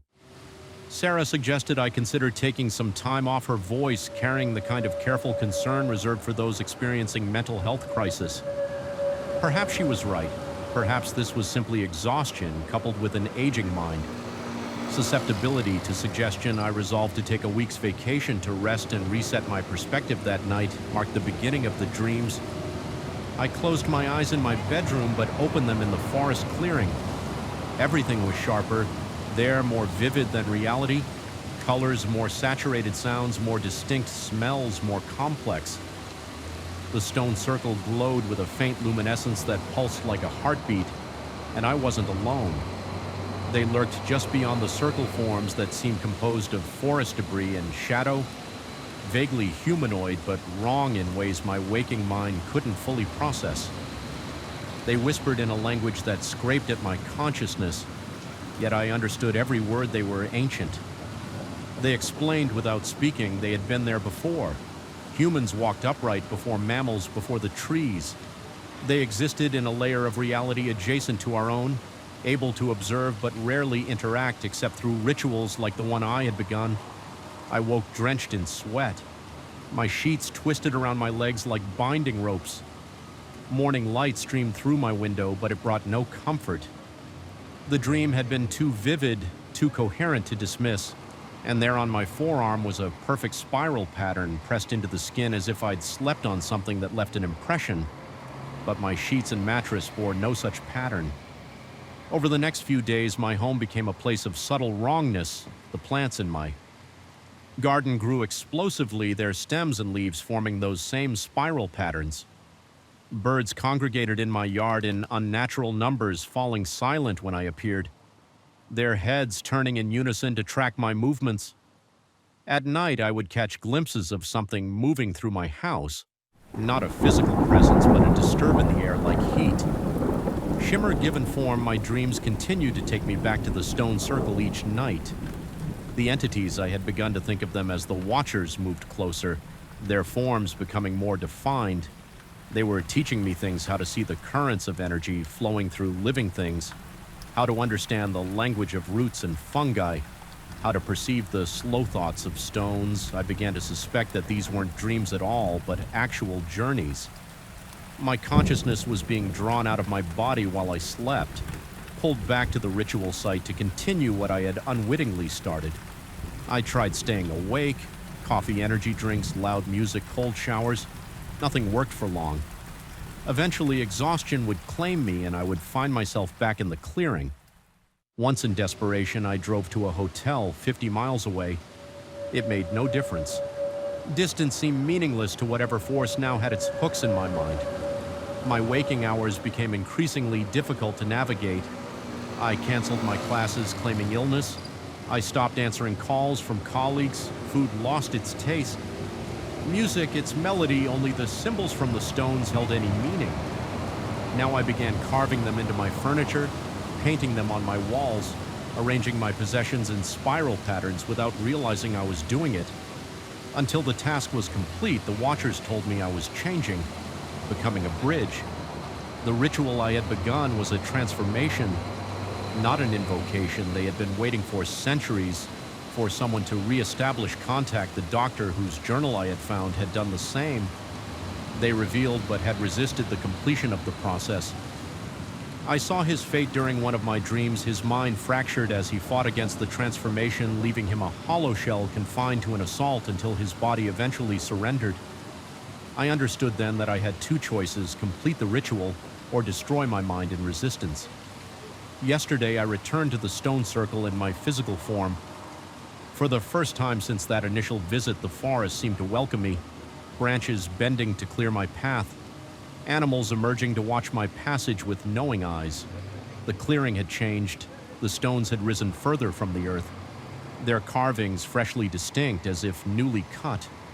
The stick arrangement I had made remained untouched by 3 weeks of autumn weather. I knew what to do without consulting the journal. My body moved with certainty. Gathering specific leaves, arranging certain stones, digging small holes at precise points around the circle. As the sun began to set, I positioned myself in the center and began to speak words I had never learned, yet somehow knew perfectly. The air thickened around me, the boundaries between worlds growing thin. I felt them then, not just watching, but reaching through tendrils of consciousness, brushing against my mind. The sensation was electric, terrifying, exhilarating. This was what anthropologists dream of: direct contact with an unknown culture, unmediated understanding of an alien perspective. Yet this was something far beyond human experience, something older and wider than our brief existence on this planet. I didn't complete the final step. Some last shred of self-preservation pulled me back from the brink. I staggered away from the circle as darkness fell, driving home in a state of dissociation so profound that I can't recall the journey. Now I sit in my study writing these words as the shadows gather in the corners. My academic mind is still trying to rationalize what's happening, suggesting psychological explanations, stress responses, hallucinations. But that voice grows weaker by the hour tonight. I know I will return to the circle in dreams. The watchers will be waiting closer than ever. They're patient. They've waited thousands of years. They can wait one more night, but I can feel their anticipation like a pressure behind my eyes. The spiral patterns have appeared on my skin, now faint whirls just below the surface. My neighbor reported seeing lights moving through my garden last night. The birds no longer fly away when I approach. They gather closer, their movements synchronized with my own. I understand now what the ritual truly does. It doesn't summon the watchers to our world. It transforms the practitioner into a vessel, a doorway through which they can perceive our reality more directly. The doctor's journal never mentioned what happens if the ritual is completed. Perhaps he never knew part of me. The professor, the skeptic. The human is terrified of losing myself entirely, but another part growing stronger every day is curious. What will I learn? What will I become? What knowledge waits beyond that threshold the sun is setting? Now I can feel the pull beginning. My consciousness already starting to drift toward the forest tonight.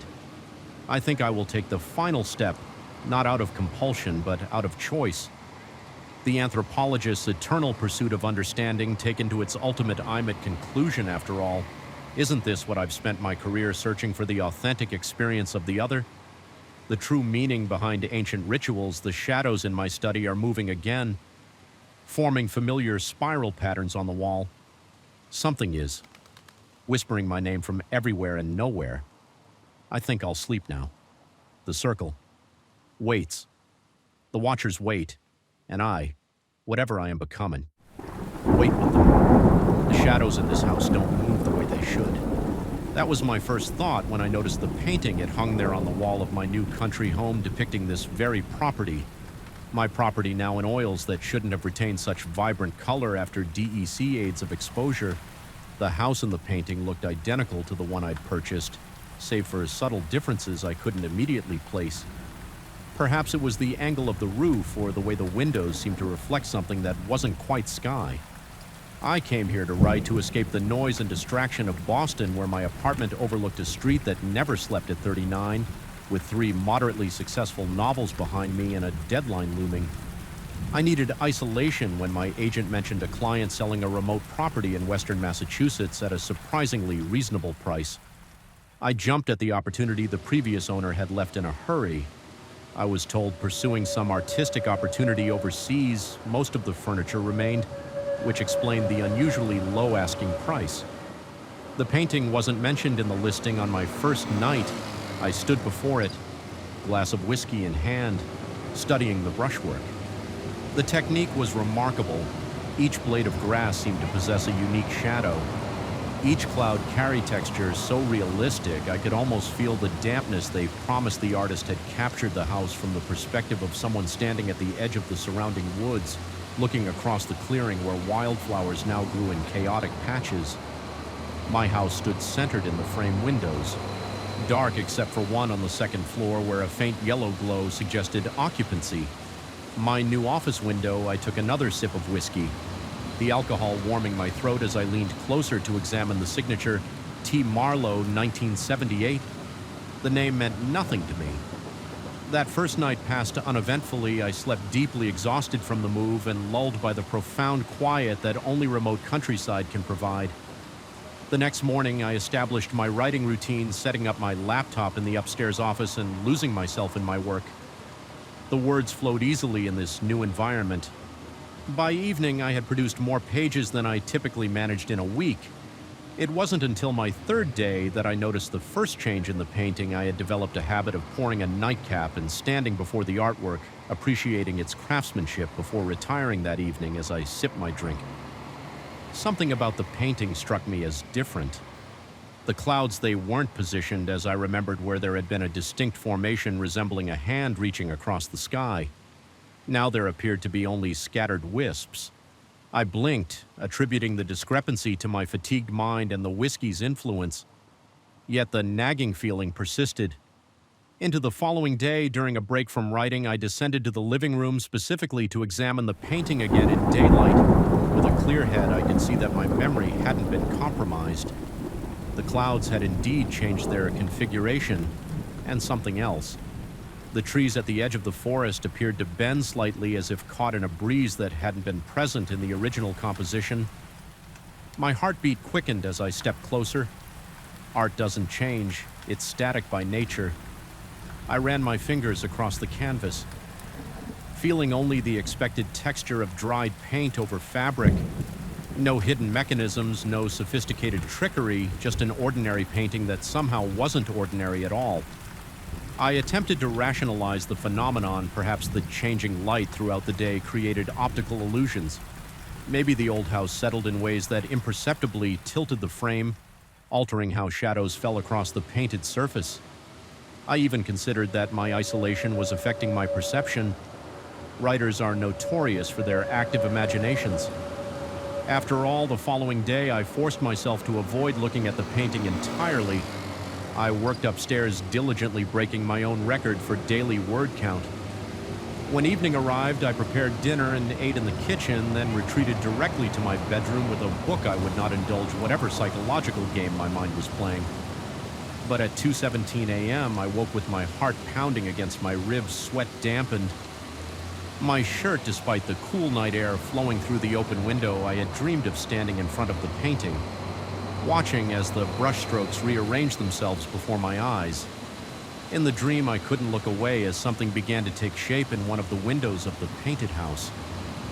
My house, I lay awake, telling myself to remain in bed, to close my eyes and return to sleep.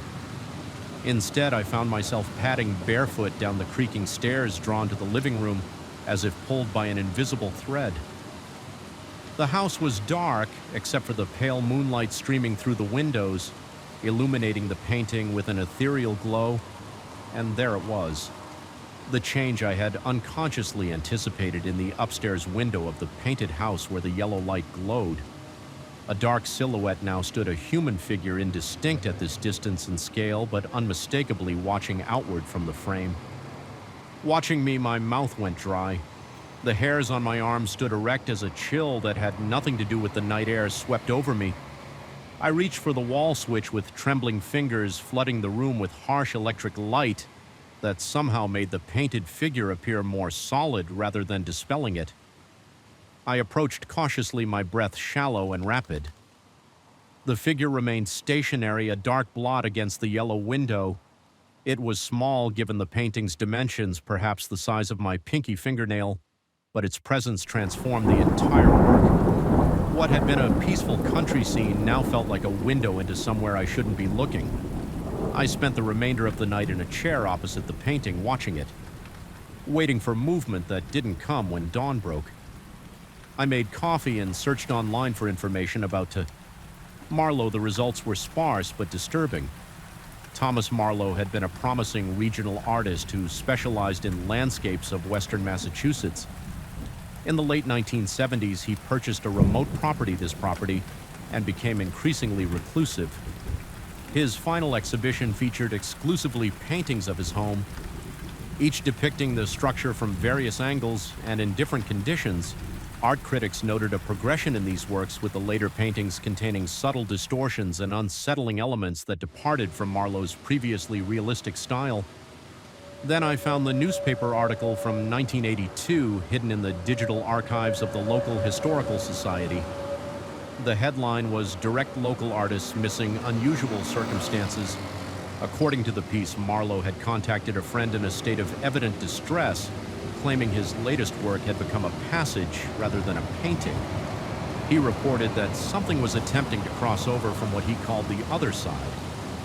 The friend had dismissed these statements as artistic metaphor until Marlowe's disappearance 3 days later. Investigators found Marlowe's house, my house, immaculate and uninhabited. With a half-completed painting on his easel, the artist was never found. My hands shook as I closed my laptop. The rational part of my mind insisted there must be a logical explanation. Perhaps the painting was designed with some kind of slow-changing material that responded to temperature or humidity. Maybe Marlowe himself had created an elaborate hoax before disappearing to reinvent himself elsewhere, but that night the figure had moved closer to the painted window. The following days became a blur of anxiety and fascination. I continued writing, producing pages, filled with increasingly dark themes that diverged from my planned narrative. I couldn't stop myself from checking the painting multiple times daily, documenting each subtle change. The figure grew more distinct as it approached the window of the painted house. I could now make out the suggestion of a man's profile. Though the features remained indistinct, I considered removing the painting, but something prevented me from touching it. When I mentioned the artwork during a phone call with my agent describing it as unsettling, she had no recollection of any painting being included with the house. According to her records and the property inventory, the walls had been bare sleep, became fragmented and filled with dreams of standing before canvas portals. I developed a persistent sensation of being watched. Even when upstairs in my office with the door closed, the sound of brushstrokes sometimes reached my ears in the dead of night. Soft, wet sweeps against canvas when there was no possible source for such noises. A week after discovering the moving figure, I contacted the previous owner through my agent. His emailed response was brief and troubling. There was no painting when I left. I removed every trace of the original owner's presence. Whatever you're seeing, it returned on its own that night. I stared at the painting from across the room nursing my whiskey without tasting it.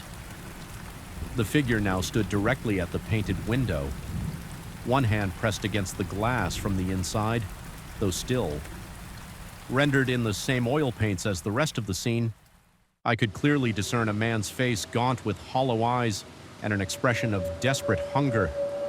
Not Thomas Marlowe as he appeared in photographs I'd found, but someone else, someone I'd never seen before, but who somehow felt familiar. The window in the painting had begun to distort around the pressure of the figure's hand bulging outward, as if the barrier between the artwork and reality had become flexible. My stomach clenched at the sight, bile rising in my throat. This defied everything I understood about the physical world, yet I couldn't deny what was happening before my eyes.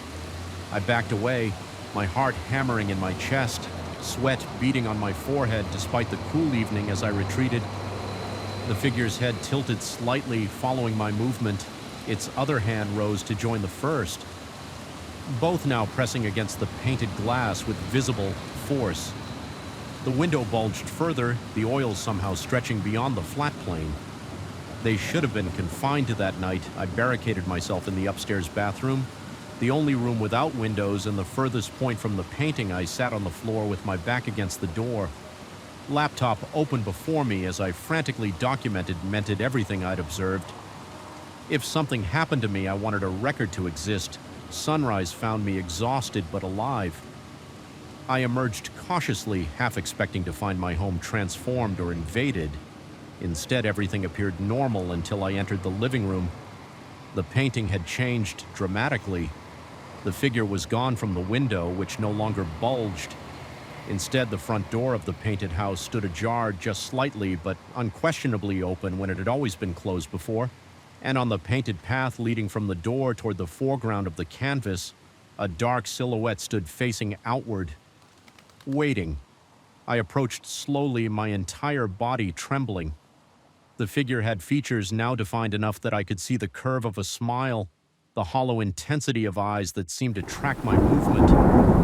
It stood at the very edge of the painting's world, one foot seemingly positioned to step forward beyond the confines of the frame. As I watched, frozen in horror and fascination, I noticed something that stopped my breath entirely. Behind the figure, barely visible through the open door of the painted house, stood a second silhouette, smaller, less defined, but unmistakably there. And somehow I knew with a certainty that defied explanation that this second figure was watching me through the first, using it as a conduit, a means of perception, something that had been waiting a very long time for someone like me to notice the painting again. I packed a single bag that afternoon and checked into a motel 30 miles away. I called a real estate attorney from the stained bedspread, making arrangements to sell the property. Immediately, contents included when asked about my reason for selling. So soon after purchasing, I simply cited personal circumstances. The attorney seemed unsurprised. Properties in such remote locations often changed hands quickly. She noted that was 3 weeks ago. I've since returned to my apartment in Boston, where the constant noise of the city provides a strange comfort. My new novel remains unfinished, the manuscript abandoned in favor of this account yesterday. I received an email from the real estate attorney the house had sold. Already purchased sight unseen by an artist from New York seeking rural isolation to complete a series of works attached was a photo of the property listing in it. The living room wall is bare, the painting is gone, but last night, hanging a framed photograph in my bedroom, I noticed something that made my blood freeze in my veins. Reflected in the glass of the frame was a familiar gaunt face with hollow eyes, just for an instant before disappearing. I've removed every frame, every mirror, every reflective surface from my apartment. I write this on a laptop with the screen dim to eliminate any possibility of reflection.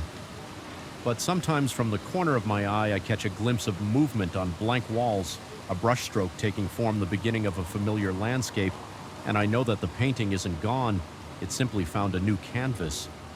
The stars have always watched us. I never understood until now that some of them watch more intently than others. My name is Daniel Mercer.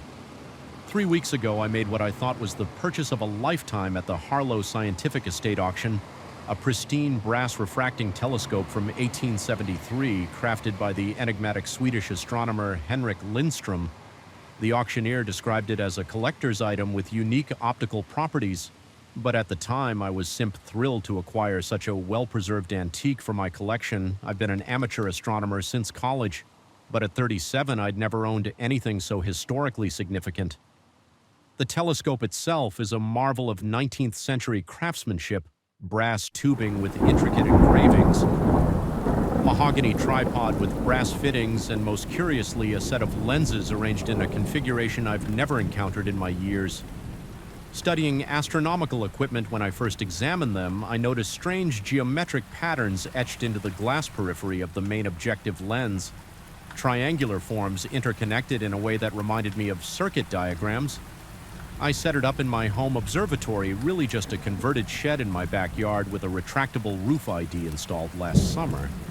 The same night I brought it home, something about the telescope seemed to demand immediate use, as though it had waited long enough in storage after calibrating it as best I could. Some of the adjustment mechanisms differed from modern designs. I pointed it toward the eastern sky where Copa would be rising. What I saw changed everything at first. Everything appeared normal. The familiar W shape of Copa emerged as expected, but as I made minor adjustments to the focus, something shifted in the field of view. A cluster of stars that shouldn't have been there appeared just above the constellation. 7 points of light arranged in a perfect heptagon glowing with a bluish tint, unlike the surrounding stars. I checked my star chart's digital planetarium app. Everything no known star cluster existed in that location. I watched for nearly an hour as the stars moved across the sky.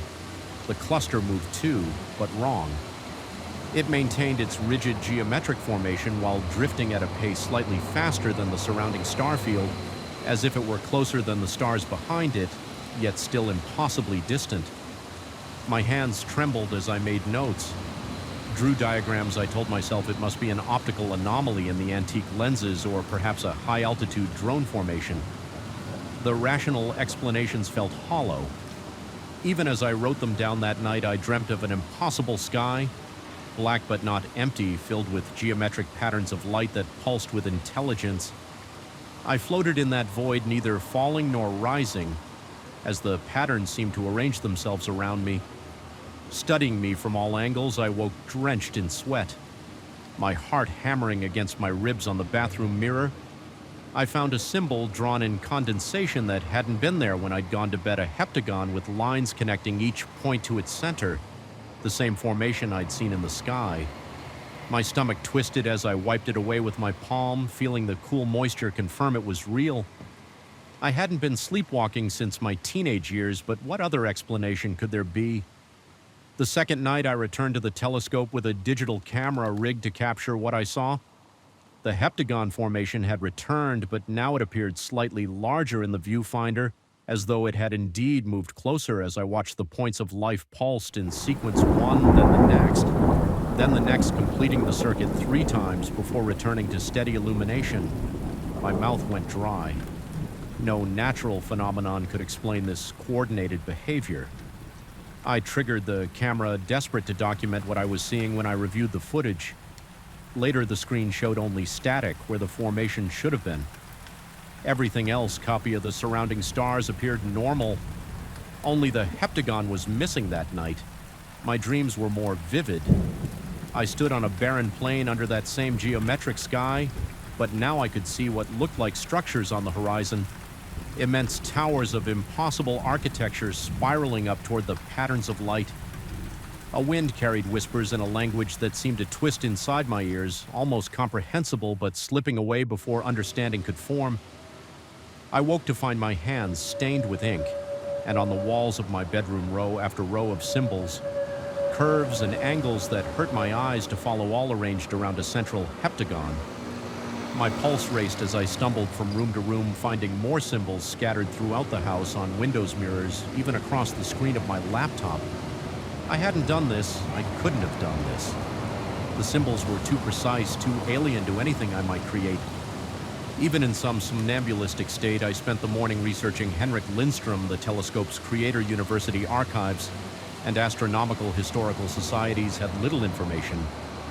He'd been a minor figure in 19th century astronomy, noted primarily for his unorthodox theories about stellar communication, but in a digitized collection of letters from the Royal Swedish Academy of Sciences, I found correspondence describing Lindström's final years.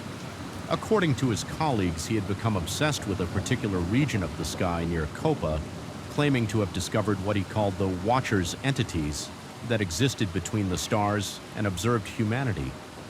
Through means beyond our comprehension, his final letter to the Academy, dated November 1874, stated that he had established contact and was preparing for their arrival. He disappeared the following week. His workshop found empty except for designs for the very telescope.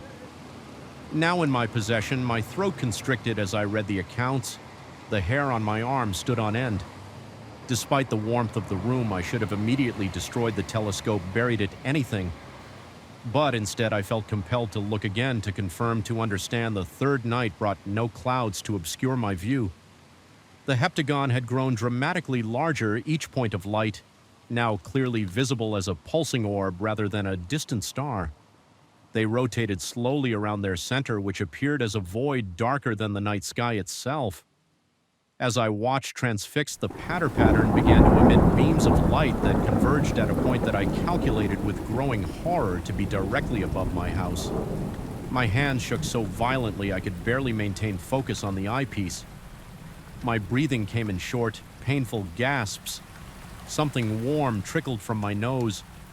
Blood, I realized, wiping it away with trembling fingers, yet I couldn't look away. A pressure built behind my eyes. As the lights pulsed faster, images flooded my mind. Vast cities of non-Idean architecture, beings of light and geometry moving through dimensions. I couldn't comprehend a network of observers spanning galaxies, watching. Always watching, and through it all a sense of ancient attention finally deliberately returned.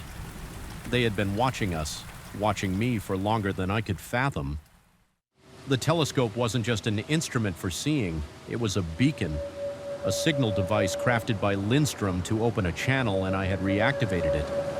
I tore myself away from the eyepiece, my legs buckling as I scrambled backward across the observatory floor. The symbols on the walls glowed with a faint luminescence, now pulsing in rhythm with my racing heartbeat. Through the open roof of the observatory, I could see the actual stars above, and there visible to the naked eye where nothing should be. 7 points of blue light arranged in perfect heptagonal formation. They were no longer visible only through the telescope. I fled into the house, locking doors, pulling curtains. My mind raced through options. Destroy the telescope, contact someone, but who would believe this? My hands fumbled for my phone, but the screen displayed only a repeating pattern of the same alien symbols. Now covering my walls in the bathroom, I splashed cold water on my face, trying to calm my ragged breathing and clear my thoughts. The face that stared back from the mirror was barely recognizable. Bloodshot eyes, skin pale and drawn dark circles, like bruises behind me reflected in the mirror. I saw the bathroom wall now covered in symbols that traced themselves as I watched as if drawn by an invisible hand. I spent that night huddled in the corner of my living room, lights blazing an old baseball bat across my knees. Though I knew it would be useless against whatever was coming in brief moments of clarity, I wondered if I was experiencing a psychotic break, but then I'd see the symbols pulse with that alien light, or a glimpse through the window blinds the 7 points of blue fire.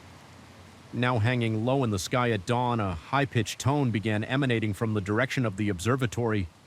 I covered my ears, but the sound seemed to bypass them entirely. Resonating directly in my skull, it modulated in patterns I began to recognize his language.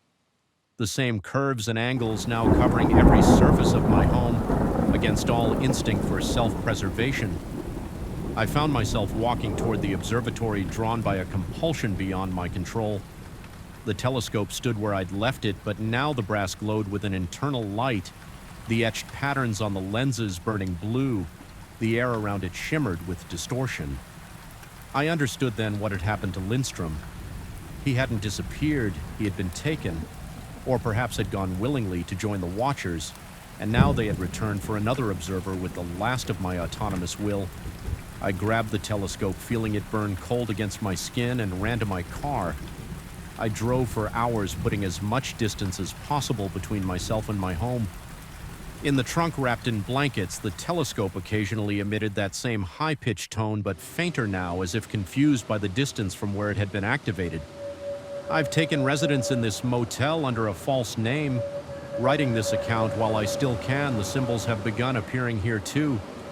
Slower, fewer, but unmistakable on the ceiling above the bed. Through the window on clear nights, I can see them watching 7 points of blue light, smaller at this distance, but still arranged in their perfect heptagon. I've researched methods of destroying the telescope, but every time I approach it with that intent, my muscles seize and my vision blurs until I retreat. Whatever connection has been established works both ways. They found Lindstrom through his creation, and now they found me. Sometimes I wonder if they mean harm, or if their concept of interaction is simply so alien that what feels like terror, to me, is merely their attempt at communication. Perhaps Lindstrom understood this better than I do last night. I dreamed of him for the first time, an old man with wild eyes and a serene smile standing on that alien plane beneath the geometric sky. He held out his hand to me as the massive towers in the distance began to move, revealing themselves not as structures but as entities. Vast beyond comprehension, they only want an observer. He said in the dream, every lens looks both ways. I've sealed the telescope and a storage unit registered to a name that cannot be traced to me. I leave this account for whoever might find it. Should I disappear, as Lindstrom did, I feel the pull each night, the invitation to look up and see them watching, waiting for me to accept my role, and part of me, a growing part, wants to see what they have to show me. If you're reading this and you come across an antique brass telescope with strange patterns etched into its lenses, leave it where it lies. Some things in the universe observe us more closely than we could ever observe them, and once they've seen you through the right lens, they never look away. The stars have always watched us, but now I understand some of them have been waiting for us to watch back the first time I heard it. The sound didn't just fill the room, it penetrated my bones. A resonance so pure seemed to vibrate the very atoms of my being. That's when I should have known the violin wasn't just old, it was hungry, not for flesh or blood, but for something far more precious. Memory, emotion, the very essence of human experience. I realize now that every note I coaxed from those ancient strings was feeding something that should have remained dormant, buried in the forgotten corners of history. But by then it was already too late. The auction house was stuffy that afternoon, the air thick with dust, moles dancing in the sunbeams that streamed through tall windows. I hadn't planned on bidding on anything, merely accompanying my colleague Martin, who was looking for period furniture for his new apartment. Yet there it was. Lot number 137 of violin case, weathered and unassuming, tucked between ornate candelabras and Persian rugs. Something about it pulled at me after 50 years as a session musician and composer. I'd handled hundreds of instruments, but never had I felt such an immediate, visceral attraction. The auctioneer mentioned it was part of an estate sale. The previous owner, an elderly recluse, had no family to claim his possessions. When they opened the case for viewing the instrument inside, looked unremarkable. A violin of indeterminate age, its varnish darkened and cracked in places. The scrollwork detailed but worn smooth at the edges from centuries of handling. I raised my paddle almost involuntarily when bidding started at $3,200. It was a steal even for an instrument of uncertain providence. Martin raised an eyebrow at me, mumbling that it wasn't like me to make impulse purchases. He was right, of course. In my 5 decades of professional musicianship, I'd always been methodical, practical. This was different. It felt like the violin had chosen me. The case was heavier than expected when I collected it out. After the auction, the attendant handed me a small envelope containing what little they knew of its history, supposedly crafted in northern Italy in the late 1700s, passing through several owners before landing with the recently deceased collector Nomaker. Mark was visible inside the body, though the craftsmanship suggested someone of considerable skill. That first night, I stayed up until dawn playing it. The tone was extraordinary, rich and complex, with harmonics that seemed to hang in the air long after the bow left the string. My fingers moved with unusual confidence across the neck, finding positions that felt oddly natural, despite the instrument's unfamiliar dimensions. By morning, my fingertips were raw, my shoulder aching, but my mind was electrified. I hadn't played with such abandon since my conservatory days. It was during that initial session that I first noticed something peculiar when I experimented with a melancholy etude in D minor. The table lamp beside me flickered not in the rhythmic pattern of a loose bulb, but in perfect synchronization with certain phrases.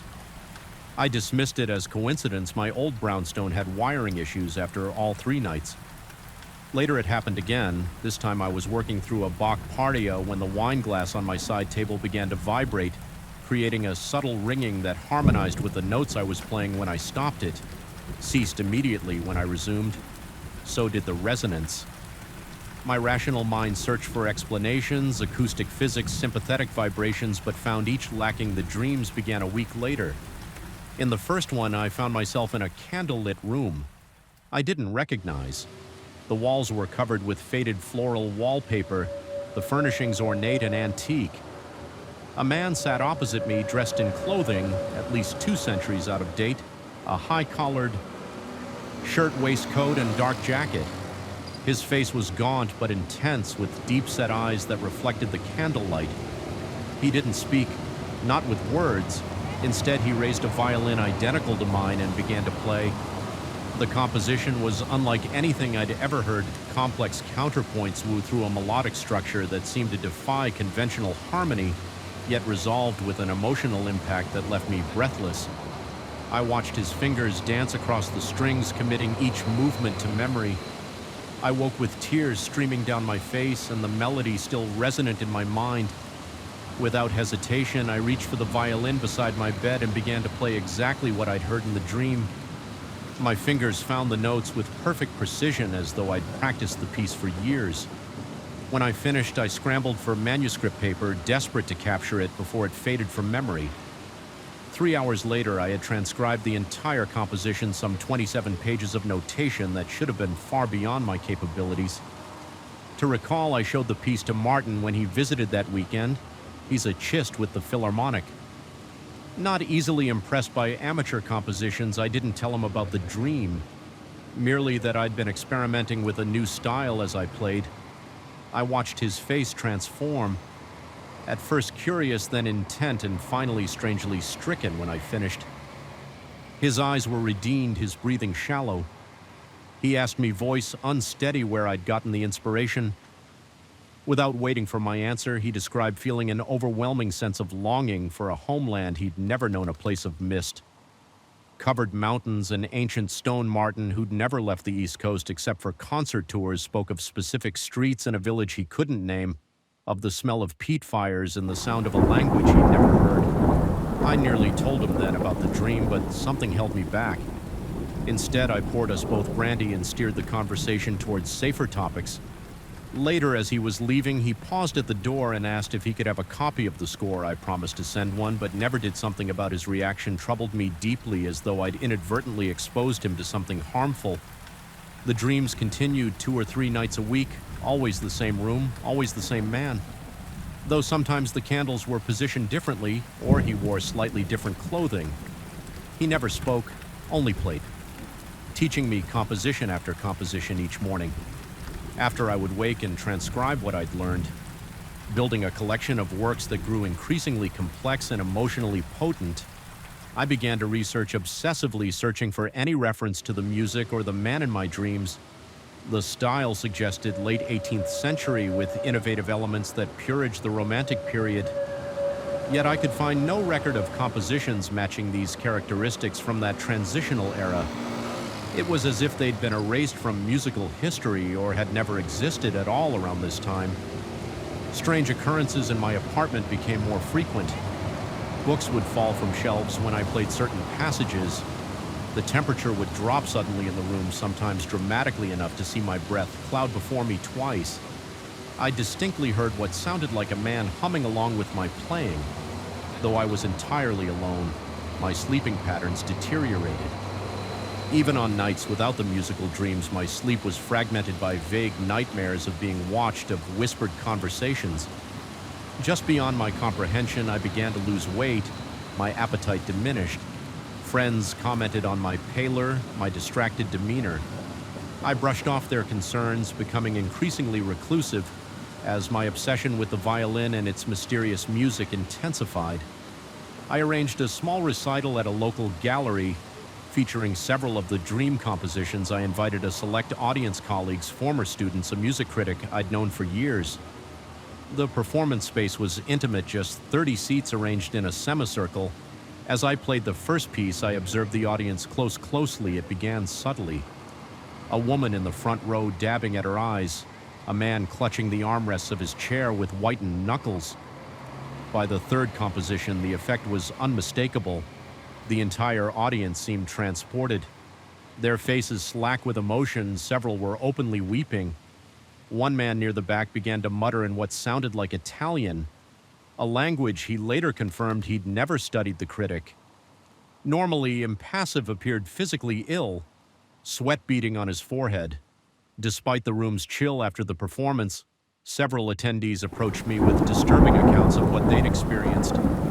One described vivid memories of a lover's quarrel in a stone-paved courtyard, though she'd never been to Europe.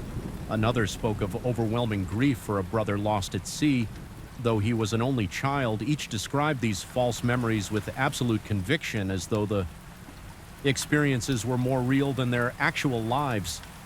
I cannelled the remaining performances I'd planned that night, sitting alone with the violin across my lap. I finally admitted to myself that something was profoundly wrong. The instrument rested in my hands, its wood gleaming with an inner light that seemed impossible. I ran my fingers across its surface, feeling irregularities in the varnish that formed patterns like text in an alphabet I couldn't read. In my desperation for answers, I decided to do what I should have done. Weeks earlier, examined the instrument thoroughly. I carefully removed the strings, then used a small dental mirror to inspect the interior. There, just visible through the F-hole, was a small inscription I hadn't noticed before. Not a maker's mark, but what appeared to be a date and initials. 1788 GD. The sight of those markings sent a chill through me that had nothing to do with the room's temperature. 1788, the height of the musical period reflected in my dream composition in GD. Could it be the gaunt man who visited my dreams? My hands trembled as I restrung the violin that night. I waited for sleep with equal parts dread and anticipation, desperate for answers yet terrified of what I might learn. The dream came as expected, but with a crucial difference. This time, when the man finished playing, he looked directly at me and spoke. His voice was accented, each word precisely articulated, as though he wasn't accustomed to speaking English. "You play well," he said, better than the others. My throat constricted with fear, but I forced myself to respond. I asked who he was, what he wanted from me. His thin lips curled into something approximating a smile. Though it never reached his eyes, he explained in fragmented sentences that he had been Jeppe Delori, a composer whose works had been systematically allied destroyed by a rival after his death. His music, his legacy had been erased from history, his genius forgotten. Only the violin remained, containing within its wood the memories of his compositions. Each new player became a vessel for his music, a chance to resurrect what had been lost. What he said next made my blood run cold. The violin didn't just preserve his music, it preserved fragments of the experiences, emotions, and memories of everyone who had ever played it or heard its music. Each performance extracted something essential from listeners. Storing these emotional essences within the instrument itself, these accumulated experiences were what gave the violin its extraordinary sound, its unnatural power. I asked, voice barely audible, even to my own ears. What happened to the previous owners? His expression darkened, and he merely gestured around the room. His room, I now understood, where he had composed and eventually died. He was showing me my future if I continued. Eternal intimate in this liminal space, neither fully living nor completely dead-bound to the instrument that had consumed me. I woke, gasping, my sheets soaked with sweat. The violin lay next to me on the bed, though I distinctly remembered placing it in its case before sleeping. My fingers ached as though I'd been playing for hours next to the bed. Impossibly lay sheets of music notation in my own handwriting compositions. I had no memory of transcribing in the gray light of dawn. I made my decision I couldn't destroy the violin, something that ancient and powerful wouldn't be so easily eliminated, and I couldn't bear the thought of its music being lost forever. Yet I couldn't keep it knowing what it was doing to me. And to those who heard it played that afternoon, I carefully packed the violin and drove to the countryside where my mentor, now in his 90s, lived in semi-retirement. Professor Ambrose had studied musicology and restoration techniques in Vienna. If anyone could understand the instrument's history and significance, it would be him. More importantly, he possessed the wisdom to know what should be done with such an artifact. I explained everything, the dreams, the compositions, the effect on listeners, and the vision of J.P.E. Delori. I expected skepticism, perhaps even concern for my mental health. Instead, the old man listened intently, his rheumy eyes focused on the violin case, as though he could see through the leather to the instrument within. When I finished, he nodded slowly and asked if IID played any of the compositions for him I hadn't, and he seemed relieved. He explained that he'd encountered references to Delori in obscure musicological texts, a promising composer who died young in 1788. His works supposedly lie destroyed in a fire. There were rumors never substantiated of instruments that could absorb and transmit human experience. Their very wood becoming saturated with emotional residue over centuries of use. The professor believed the violin shouldn't be destroyed but shouldn't be played. Either, he suggested a solution, the instrument would be sealed in a lead-lined case and donated anonymously to a prestigious musical archive with specific instructions that it never be played. Or loaned out, its historical significance would ensure its preservation. The precautions would prevent its power from affecting others. As I prepared to leave the violin with him, a wave of loss crashed over me, unlike anything I'd ever experienced. My fingers literally ache with the need to play it. One last time, the compulsion was physical, overwhelming. Bringing me to my knees on the professor's worn carpet, he watched with compassionate understanding, telling me gently that this reaction confirmed everything the violin had forged a connection with me that was breaking as we separated it. Took every ounce of willpower to leave without the instrument. As I drove home, I felt simultaneously hollowed out and liberated, as though something had been extracted from me but had taken a malignant growth. Along with it, that was 6 months ago, the compositions remain. I've kept the scores locked in a safe deposit box, unsure whether they should ever be performed. Sometimes I dream of music. Still, but it's ordinary music now without the transcendent quality of Doré's work. My own compositions have taken on a different character, more introspective, less technically brilliant, but wholly mine. Yet sometimes in the moments between wakefulness and sleep, I hear at the perfect resonance of that violin playing a melody that calls to me across centuries. And in those moments, I'm never entirely certain whether I'm remembering what was or receiving a summons to what still awaits me. Pages knew my name before I knew theirs. That's the thought that keeps circling in my mind as I wander through another identical corridor lined with ancient bookshelves that shouldn't exist. The air here hangs stale and heavy, thick with the scent of aged leather, yellowed paper, and something else. Something darker that clings to the back of my throat with each labored breath. The weak light from my phone barely penetrates the darkness, casting grotesque shadows that seem to reach toward me from between the endless rows of books I've been in this building for hours now. Or is it days my watch stopped at 3:17 p.m., the exact moment I first opened that damn manuscript I should have walked away, any rational person would have. But I'm Dr. Richard Harlow, respected literary researcher with a reputation for unearthing forgotten texts. When the demolition notice went up on the old Blackwood building downtown 3 weeks ago, I couldn't resist one final exploration before the wrecking balls erased another piece of our city's history. The building had been abandoned for decades, a crumbling Victorian-era relic with boarded windows and a facade stained black from a century of industrial pollution. The demolition company's foreman barely glanced at my university credentials before waving me through. Just don't get yourself killed in there. Professor Building comes down Friday, whether you're in it or not. That was my first mistake. My second was ignoring the unnaturally cold draft that guided me to the hidden door behind a rusted radiator in the building's east wing basement. My third, the one I replay constantly now, was touching the first book. The hidden library shouldn't have existed. The room appeared on no blueprint, no historical record of the building. A perfect circular chamber with a dome ceiling ringed by mahogany shelves that stretched upward for at least 2 stories. At the center stood a circular reading table with a single chair illuminated by a shaft of sunlight from a stained glass. Oculus that I knew couldn't possibly align with the actual structure of the building. Above the collection was immaculate hundreds, perhaps thousands of volumes, with leather bindings in perfect condition. Despite the decay that pervaded the rest of the structure, my heart raced at the discovery. A tingle crept up my spine, that familiar academic excitement of finding something extraordinary, something that would secure my legacy in the field. As I approached the nearest shelf, my fingertips throbbed with anticipation. The titles were embossed in faded gold lettering in languages I recognized and others I didn't. Some appeared to be ancient manuscripts, others more modern. Cesses, no dust, not a single cobweb, just row after row of pristine books in a sealed room that had seemingly escaped the ravages of time. I selected a slim volume bound in burgundy leather, no title on the spine as I pulled it from the shelf. A whisper seemed to emanate from the stacks behind me.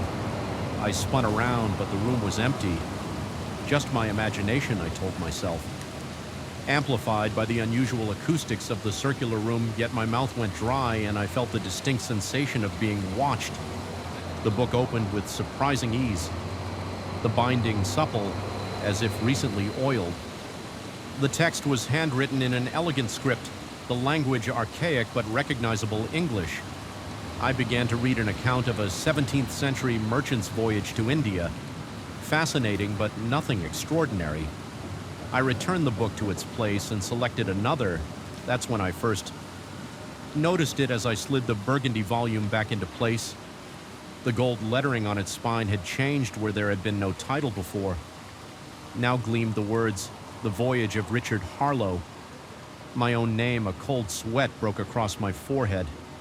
I yanked the book back out and opened it again. The text remained unchanged. Still the merchant's account, nothing about me. I must have misread the spine in the dim light. I returned the book and deliberately turned my attention elsewhere, selecting a larger tome from a higher shelf.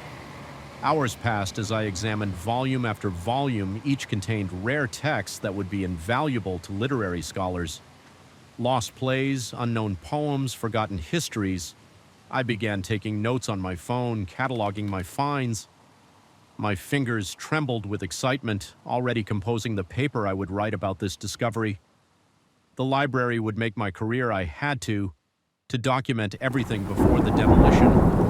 It was when I glanced back at the burgundy book that I felt the first genuine chill of fear from across the room. I could clearly see that its spine now bore a different title entirely. I approached slowly, my footsteps unnaturally loud on the marble floor. The new title read The Discovery of the Blackwood Archive. With shaking hands, I pulled it from the shelf and opened it. The text had changed completely now. It described in meticulous Euless detail my discovery of the hidden door behind the radiator. Earlier that day, the exact words I had muttered to myself when I felt the cold draft, the precise number of steps I had taken down the narrow staircase. Even the coffee stain on my left cuff was noted with dispassionate accuracy.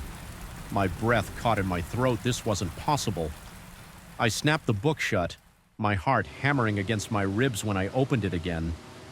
The text remained the same, a perfect recounting of my actions leading to the discovery of the library. I dropped the book as if it had burned me. It hit the floor with a dull thud that echoed unnaturally long in the circular room. I needed air. The atmosphere in the chamber had grown oppressive, the silence too complete. I gathered my phone and notebook and headed for the narrow staircase that had let me down. As I reached the threshold, an overwhelming compulsion made me turn back. The burgundy book no longer lay on the floor where I had dropped it. Instead, it sat open on the central reading table, pages riffling as if caught in a breeze. Though the air was completely still against all better judgment, I approached the table. The pages settled as I drew near. Open to a new section I hadn't seen before, the text now described my current movements. My fear, the cold sweat beating on my upper lip.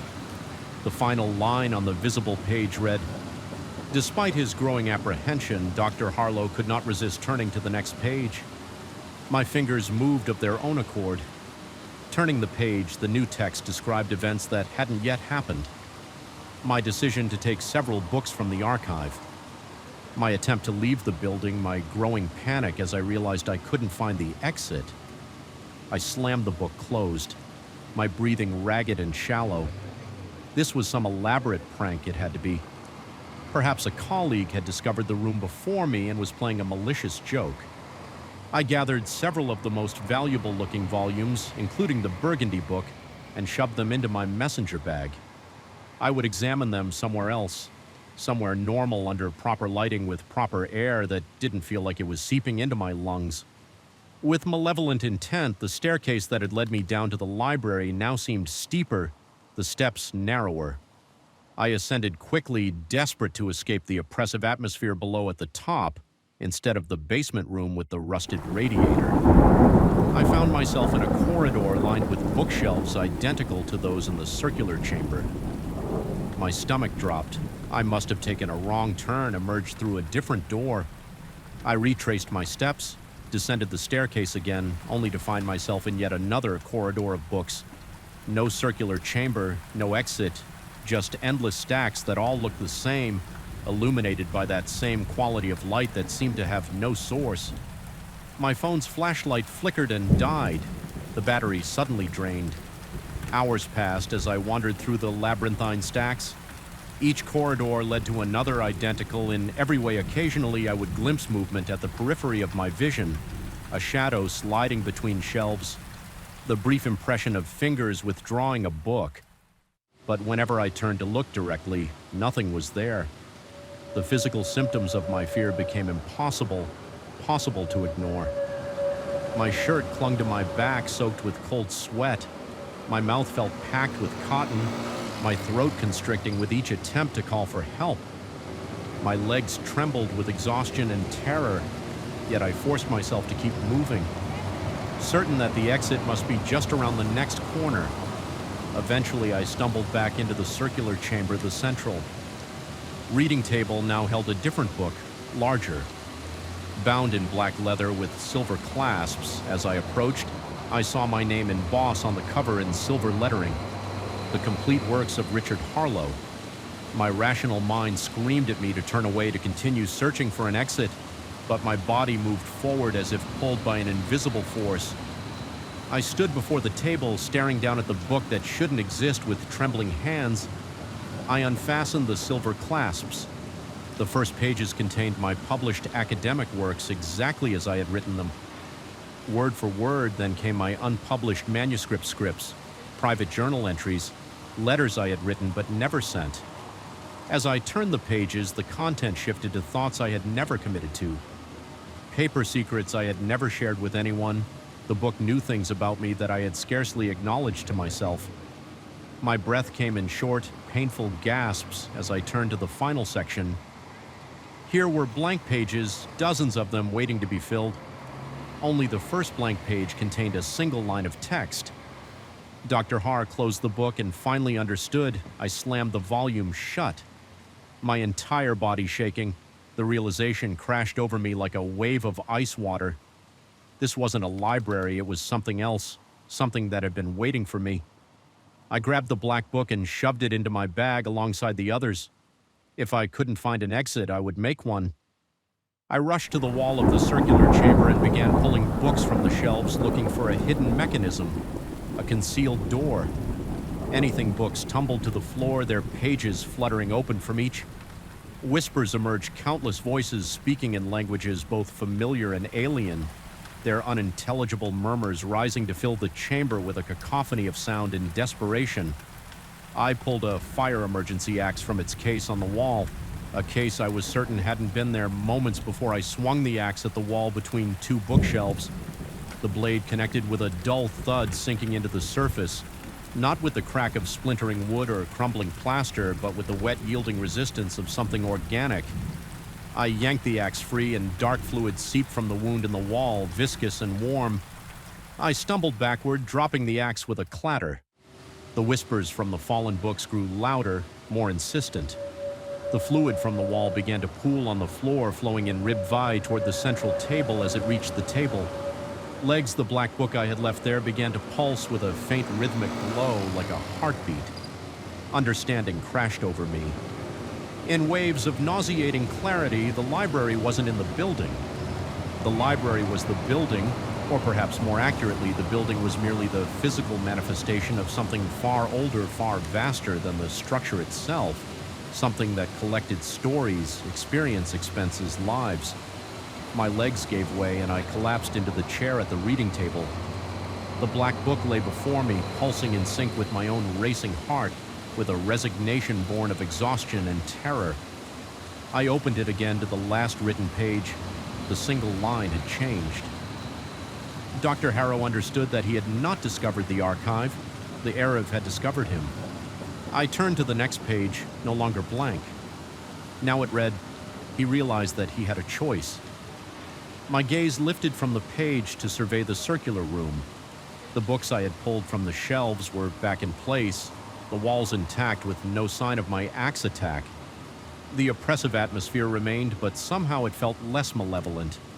Now more expectant, I returned to the book where more text had appeared. The Blackwood Archive had existed for centuries, collecting and preserving stories that would otherwise be lost. It needed a new caretaker, someone who would appreciate its contents, maintain its collection in return. It offered knowledge. Beyond imagining, the implication was clear. I could become the new librarian, the guardian of this impossible collection. Or I could continue my futile attempt to escape, wandering the endless corridors until exhaustion and dehydration claim me. Is it still a choice when there is only one viable option? I closed the book and placed my palm flat on its cover. I accept, I whispered to the empty room, my voice hoarse from hours of panicked breathing. The change was immediate. The oppressive atmosphere lifted, the light from the oculus brightened. Illuminating the chamber fully for the first time, a door appeared in the wall directly across from me. A door I knew led to my office at the university, though that should have been physically impossible. As I rose from the chair, the black book vanished, only to reappear on a previously empty shelf near the newly manifested door. I approached it, noting that its title had changed again. Now it read The Custodian's Guide. I understand now the archive will not release me. Not completely, but neither will it trap me. I can move between my old life and this new realm, collecting stories, preserving knowledge during the day I am still. Dr. Richard Harlow, respected literary researcher at night, I returned to the archive through the door that now exists in the back of my office closet. The building was never demolished. The construction company mysteriously lost the paperwork, and the city council suddenly discovered the structure's historical significance. No one questions why I spend so much time there. Sometimes I wonder if I made the right choice. Then I open another volume and lose myself in impossible knowledge, and the question seems irrelevant. The pages know my name, and now I know theirs. When you find this account, and you will, if the archive wishes it, know that it has chosen you as it chose me. The book you hold has already changed since you began reading. Look at its cover, see your name there. The archive has found its next custodian. Welcome to the collection. The asphalt stretched before me like a black river cutting through the dense forest, its edges crumbling just enough to make me question its maintenance schedule. My truck's headlights carved twin tunnels through the growing darkness, illuminating nothing but more road and the occasional reflective marker. I'd been driving for 18 years, and never had I felt such immediate, inexplicable dread on a simple detour. The air inside my cab had grown thick, almost resistant to my lungs, as if warning me with each labored breath, turn back, turn back, turn back. Route 16 was backed up for miles. According to the CB chatter, some chemical spill had shut down both lanes, and dispatch was breathing down my neck about the delivery schedule I had. 40,000 pounds of refrigerated goods that needed to make it to Tulsa by morning, and sitting in traffic for 4 hours wasn't an option. My GPS showed nothing but the main highway and county roads that looped so far out of the way they'd add another 5 hours to my trip. That's when I spotted it, a well-paved side road cutting through the forest that didn't appear on any of my maps. The asphalt looked fresh enough, and the width seemed more than adequate for my rig. A quick glance at my watch made the decision for me. I signaled, though there was no traffic behind me to care, and guided my 18-wheeler onto the unmarked road. The first 10 minutes seemed to confirm I'd made the right choice. The pavement was smooth, the curves gentle enough for my rig, and the decline in elevation meant I was saving fuel. I even allowed myself a satisfied smile, imagining how I'd tell the other drivers about this shortcut at the next truck stop. It was the sudden absence that I noticed first, the complete lack of other vehicles. No headlights in my mirrors, none approaching from the opposite direction on a front Friday evening. Even a back road should have some traffic. I checked my phone. No signal. My GPS screen displayed nothing but a blue arrow floating in digital emptiness. That's when the landscape began to shift. The changes were subtle at first. The trees grew taller, their trunks wider.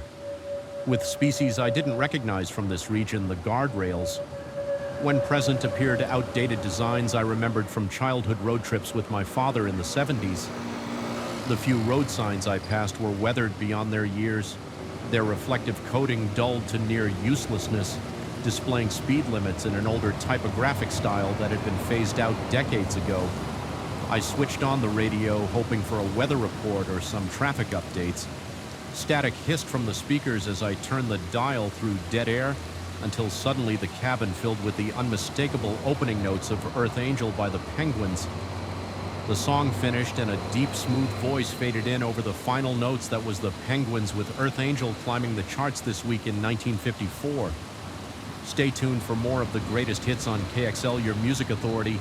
And don't forget to visit Johnson's Drive-In this Saturday for the grand opening celebration, free popcorn for the kids, and a special appearance by local baseball hero Tommy Williams before he heads off to spring training with the Brooklyn Dodgers. My hands tightened on the steering wheel, knuckles whitening. The Dodgers hadn't been in Brooklyn since 1957. I jabbed at the radio preset buttons, but each one now played only variations of the same station swing music. Do early rock and roll. Every announcer spoke as if it were the mid-1950s, promoting events long past and products long discontinued. The truck's thermometer showed 72 degrees, but a chill raised goosebumps along my arms. Sweat beaded on my forehead, trickling down my temples.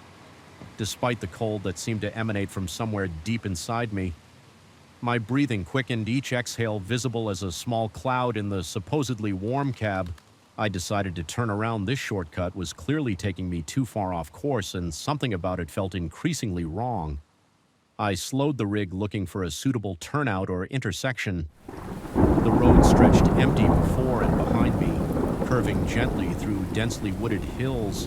After another mile, I spotted a wide shoulder and carefully maneuvered my truck around, facing back the way I'd come. I accelerated, expecting to retrace my path to the highway, but after 15 minutes of driving, I'd encountered no intersection, no familiar landmarks from my inbound journey. The forest pressed closer to the roadside, the trees now massive primeval things with gnarled branches that seemed to reach toward the road. My headlights caught the reflective eyes of something watching from between the trunks, something too tall to be a deer. The muscles in my jaw ached from clenching my teeth. My mouth had gone desert dry, despite the bottle of water I kept draining. The road should have returned me to the highway by now. I checked my odometer. I'd driven further on the return journey than the entire distance I'd traveled on this road in the first place. The radio continued its unsettling broadcast, now playing a news update about the Suez Crisis and Soviet troops in Hungary. The announcer's voice occasionally distorted, stretching and compressing like a tape player with dying batteries between songs. I could now hear something else beneath the announcer's voice. Whispers too faint to make out, but clearly there. A chorus of hushed voices murmuring behind the broadcast. I shut off the radio, but the whispering continued. It took me several terrifying seconds to realize it was coming from my CB radio, which I had not turned on. I reached for it with a shaking hand and picked up the handset. "Come back to us, been waiting so long, your place is ready." "We saved your seat." The voices were numerous, overlapping, speaking in unison, and yet somehow out of sync. I slammed the handset back into its cradle and yanked the power cord from the unit.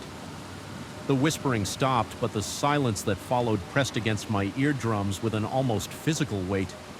My headlights seemed to be dimming their beams, penetrating less and less of the darkness ahead. I flipped on my high beams and fog lights, but the added illumination made little difference. The darkness had a thickness to it, a substance that swallowed light. The road before me changed. The relatively new asphalt gave way to an older concrete surface divided by tar-filled expansion joints that created a rhythmic thump-thump under my tires. These older highways had been largely replaced in the 1960s. I checked my side mirrors, hoping to see the lights of another vehicle, any sign of the present day, but there was only darkness.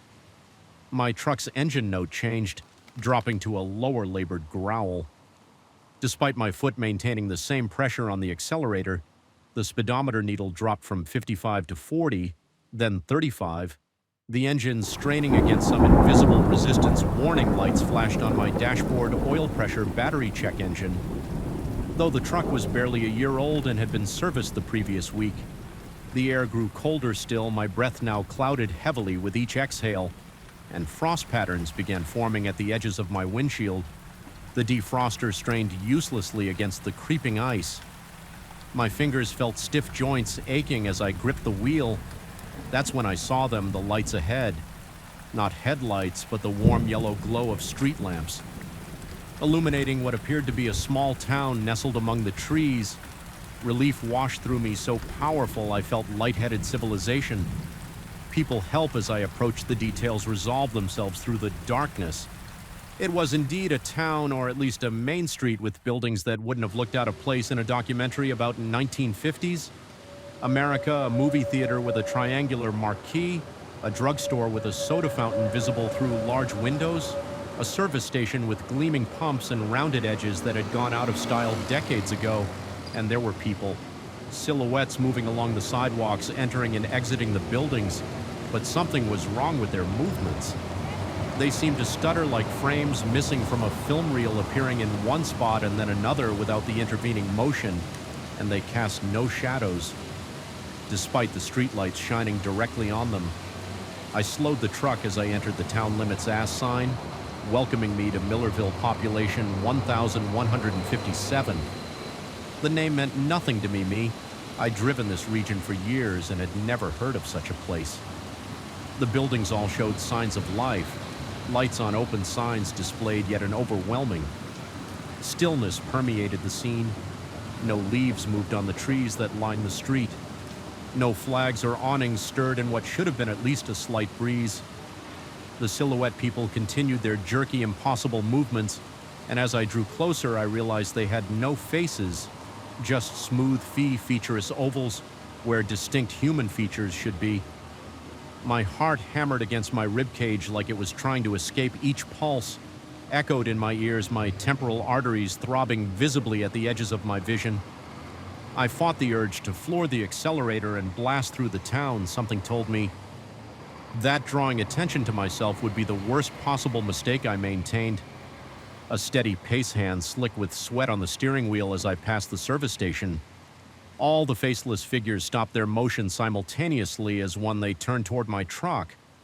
Though they had no eyes, I felt thousands of gazes fixing on me. The pressure of their attention made it difficult to breathe, as if the air itself had become dense and resistant. The truck's radio switched itself on the volume, rising to a painful level. It was no longer playing music, but broadcasting a single voice, male formal, like a news announcer from old television broadcasts. Attention, we have a deviation subject vehicle not scheduled for transition until November 2026. Chronological displacement. Unauthorized retrieval protocol initiated. The faceless figures began moving toward the street, their movements now smooth, purposeful. Some pointed at my truck. Others seemed to be communicating, their featureless heads tilting toward one another. Though no mouths moved, no sounds emerged. I reached the center of town, where the main street intersected with another road. The traffic light suspended above the intersection glowed red in all four directions, simultaneously, an impossible configuration. The faceless figures had reached the edges of the street, now forming a slowly constricting perimeter around my truck. The truck's engine coughed and died. The dashboard went dark. The headlights extinguished. I turned the key frantically, but the engine didn't even attempt to turn over. Not even a click from the starter. The only light now came from the street lamps and the still blaring radio, which illuminated the cab with an unnatural blue-white glow. Retrieval units dispatched. The radio voice continued. Temporary holding pattern. Established subject will be processed according to protocol. 7:39. The faceless people began to move into the street, forming a slowly tightening circle around my now dead truck. My breathing came in short, painful gasps. Spots danced at the edges of my vision. The inside of the cab had grown cold enough that my hands were losing sensation. The advancing figures were now close enough that I could see they weren't simply faceless. Their skin had the texture and sheen of old photograph paper, yellowed and slightly glossy in desperation. I grabbed my emergency flashlight from the glove compartment and switched it on. Its beam was unnaturally bright, cutting through the darkness with such intensity that the approaching figures recoiled, their paper-skin hands raised as if to shield non-existent eyes. The radio voice distorted, breaking up warning light spectrum, inconsistent with temporal parameters, potential breach. I swept the flashlight beam in an arc around the truck, creating a momentary perimeter that the figures seemed unwilling to cross. The beam fell upon the traffic light, still impossibly red in all directions. When the light touched it, the signal sputtered and cycled rapidly through its colors before settling on a normal pattern. Red for the cross street, green for the road ahead of me. In that instant, I felt a shift. The air pressure changed. My ears popping painfully. The cold began to recede. The faceless figures retreated their movements. Once again becoming jerky and discontinuous, the radio sputtered back to normal programming. A late-night talk show discussing current events. My truck's engine turned over without my touching the key. The dashboard lighting up with its familiar configuration, the headlights blazed back to life. Illuminating an empty street, the town was still there, but the buildings now appeared weathered, many with boarded windows and faded signs. The movie theater marquee was blank, its triangular sign missing letters. The drugstore windows were empty. Dusty, I drove forward, passing through the abandoned town. My flashlight still gripped tightly in one hand. The road beyond returned to modern asphalt, and within minutes I saw green reflective signs for the interstate. My GPS flickered back to life, showing my position just a few miles from where I'd made my ill-advised detour as I merged onto the highway, surrounded by the comforting sight of other vehicles. My phone buzzed with a backlog of messages from dispatch asking about my location and status. The clock on my dashboard showed I'd lost nearly 3 hours. I never reported what happened. What could I say, but sometimes when I'm driving late at night and pass a small town exit, I catch a glimpse of old-style street lamps in my side mirror, and occasionally my radio briefly picks up a station playing songs from the 1950s. The announcer's voice partially obscured by what sounds like many people whispering my name. I've requested a different route from my dispatcher. I told them the mountain passes make me nervous. The truth is, I've checked historical maps of the region, and there's a notation about a town called Millerville that was abandoned in the 1960s when the new interstate bypassed it completely. The last census recording its population was in 1957, the count 158. The ticking began to feel like a hammer against my skull on the third night. Not constant, but irregular, sometimes hurried, sometimes languid, as if the clock were breathing. The mahogany grandfather clock stood nearly 7 feet tall in my study, its brass pendulum swinging with hypnotic precision. Except when it didn't, that was when the trouble began. That was when I first suspected I wasn't alone in my house anymore. My name is Michael Lawson, and until 3 weeks ago, I was a respected corporate attorney with a reputation for rational thinking and meticulous attention to detail. These qualities made me excellent at my job, but utterly unprepared for what would happen. After I inherited my great-uncle Howard's estate, among the various antiques and heirlooms was an ornate grandfather clock that had been in our family for generations. It arrived with a sealed envelope containing a handwritten note from my great-uncle. The Lawson clock must never stop ticking. Keep it wound at all times. Never place it in a bedroom or any room where people sleep. These are not suggestions, Michael. Your safety depends on it. I remember laughing when I read it. Howard had always been eccentric, filled with superstitions and strange habits. In my line of work, I dealt with facts and evidence, not folklore and ghost stories. So I placed the magnificent timepiece in the corner of my bedroom where its rich chimes could lull me to sleep each night for the first few days. Everything was normal. The clock kept perfect time, chiming on the hour with a deep, resonant tone that I found oddly comforting. I wound it diligently each morning, admiring the craftsmanship of its gleaming brass mechanisms and intricately carved wooden case. On the 5th day, I woke at exactly 3:17 a.m. Without any apparent reason, the room felt unusually cold, and I noticed immediately that the familiar ticking had stopped. The silence was deafening, half asleep. I fumbled with my phone's flashlight and checked the clock it had stopped at 11:45 p.m. Despite being fully wound, I reset the time and got the pendulum swinging again, chalking it up to the clock's age. Perhaps it needed servicing after all these years. The next night, the same thing happened again. The clock stopped at precisely 11:45 p.m. This time, however, something else occurred. As I stood in the darkness staring at the silent timepiece, I heard what sounded like a long, ragged breath coming from somewhere in the house. My skin prickled with goosebumps as I convinced myself it was just the old house settling, or perhaps the wind outside. I reset the clock again and returned to bed, pulling the cover tightly around me. Despite the unusually warm night, on the 7th night I decided to stay awake until midnight. Watching the clock, I sat in my reading chair facing the timepiece, a glass of bourbon in my hand at exactly 11:45 p.m. Without any warning or mechanical hesitation, the pendulum simply stopped mid-swing. The ticking ceased, and in that moment of sudden silence, I distinctly heard heavy breathing from the hallway outside my bedroom. My heart hammered against my ribs as I sat.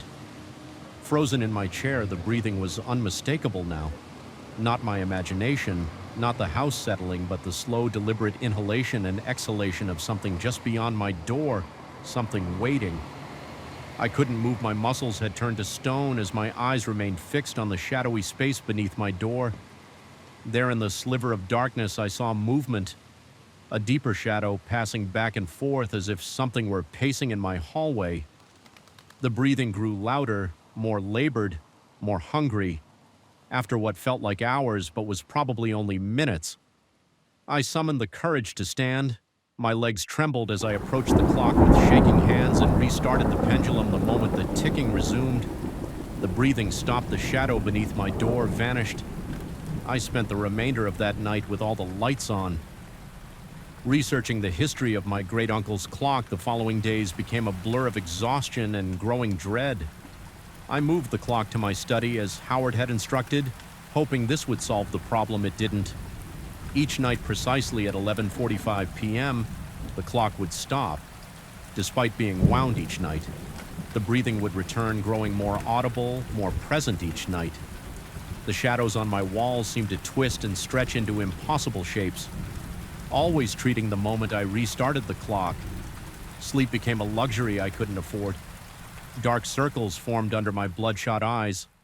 My colleagues at the law firm commented on my appearance, suggesting I take some time off. Perhaps they were right. I needed answers more than I needed rest. I took a week's leave and dove into research. I visited the local historical society, where I discovered that the clock had been crafted in 1887 by a Swiss immigrant named Adrian Keller, who had settled in our town after fleeing his homeland under mysterious circumstances. According to the records, Keller was not merely a clockmaker, but dabbled in what the historical accounts delicately referred to as esoteric practices. The librarian noticed my interest and mentioned that her grandmother had told stories about Keller with evident discomfort. She explained that local legend held that Keller had lost his wife to a mysterious illness, after which he'd become obsessed with the concept of trapping spirits. There were whispers that he had found a way to bind something, not his wife's spirit, but something else, something he'd encountered during his desperate attempts to breach the veil. Between worlds, that night I examined the clock more carefully than before. Behind the clock face, I discovered tiny inscriptions, symbols I didn't recognize, etched into the brass gears. They didn't appear to serve any mechanical purpose as I traced them with my fingertip. The room seemed to grow colder around me. My breath clouded in the suddenly frigid air. The clock stopped at 11:45 p.m., as it had every night before. This time I was prepared. I had set up a digital recorder in the hallway and another in my bedroom as the ticking ceased. The familiar heavy breathing began, but it seemed closer now, more substantial. The shadows on my study wall began to move, stretching and swirling like smoke into a vaguely humanoid shape. My heart pounded so violently I feared it might burst from my chest. Sweat drenched my shirt. Despite the unnatural cold, the shadow continued to grow, extending across the wall and onto the ceiling. The breathing had become a ragged, wet sound, the desperate gasps of something that had been drowning for a very long time.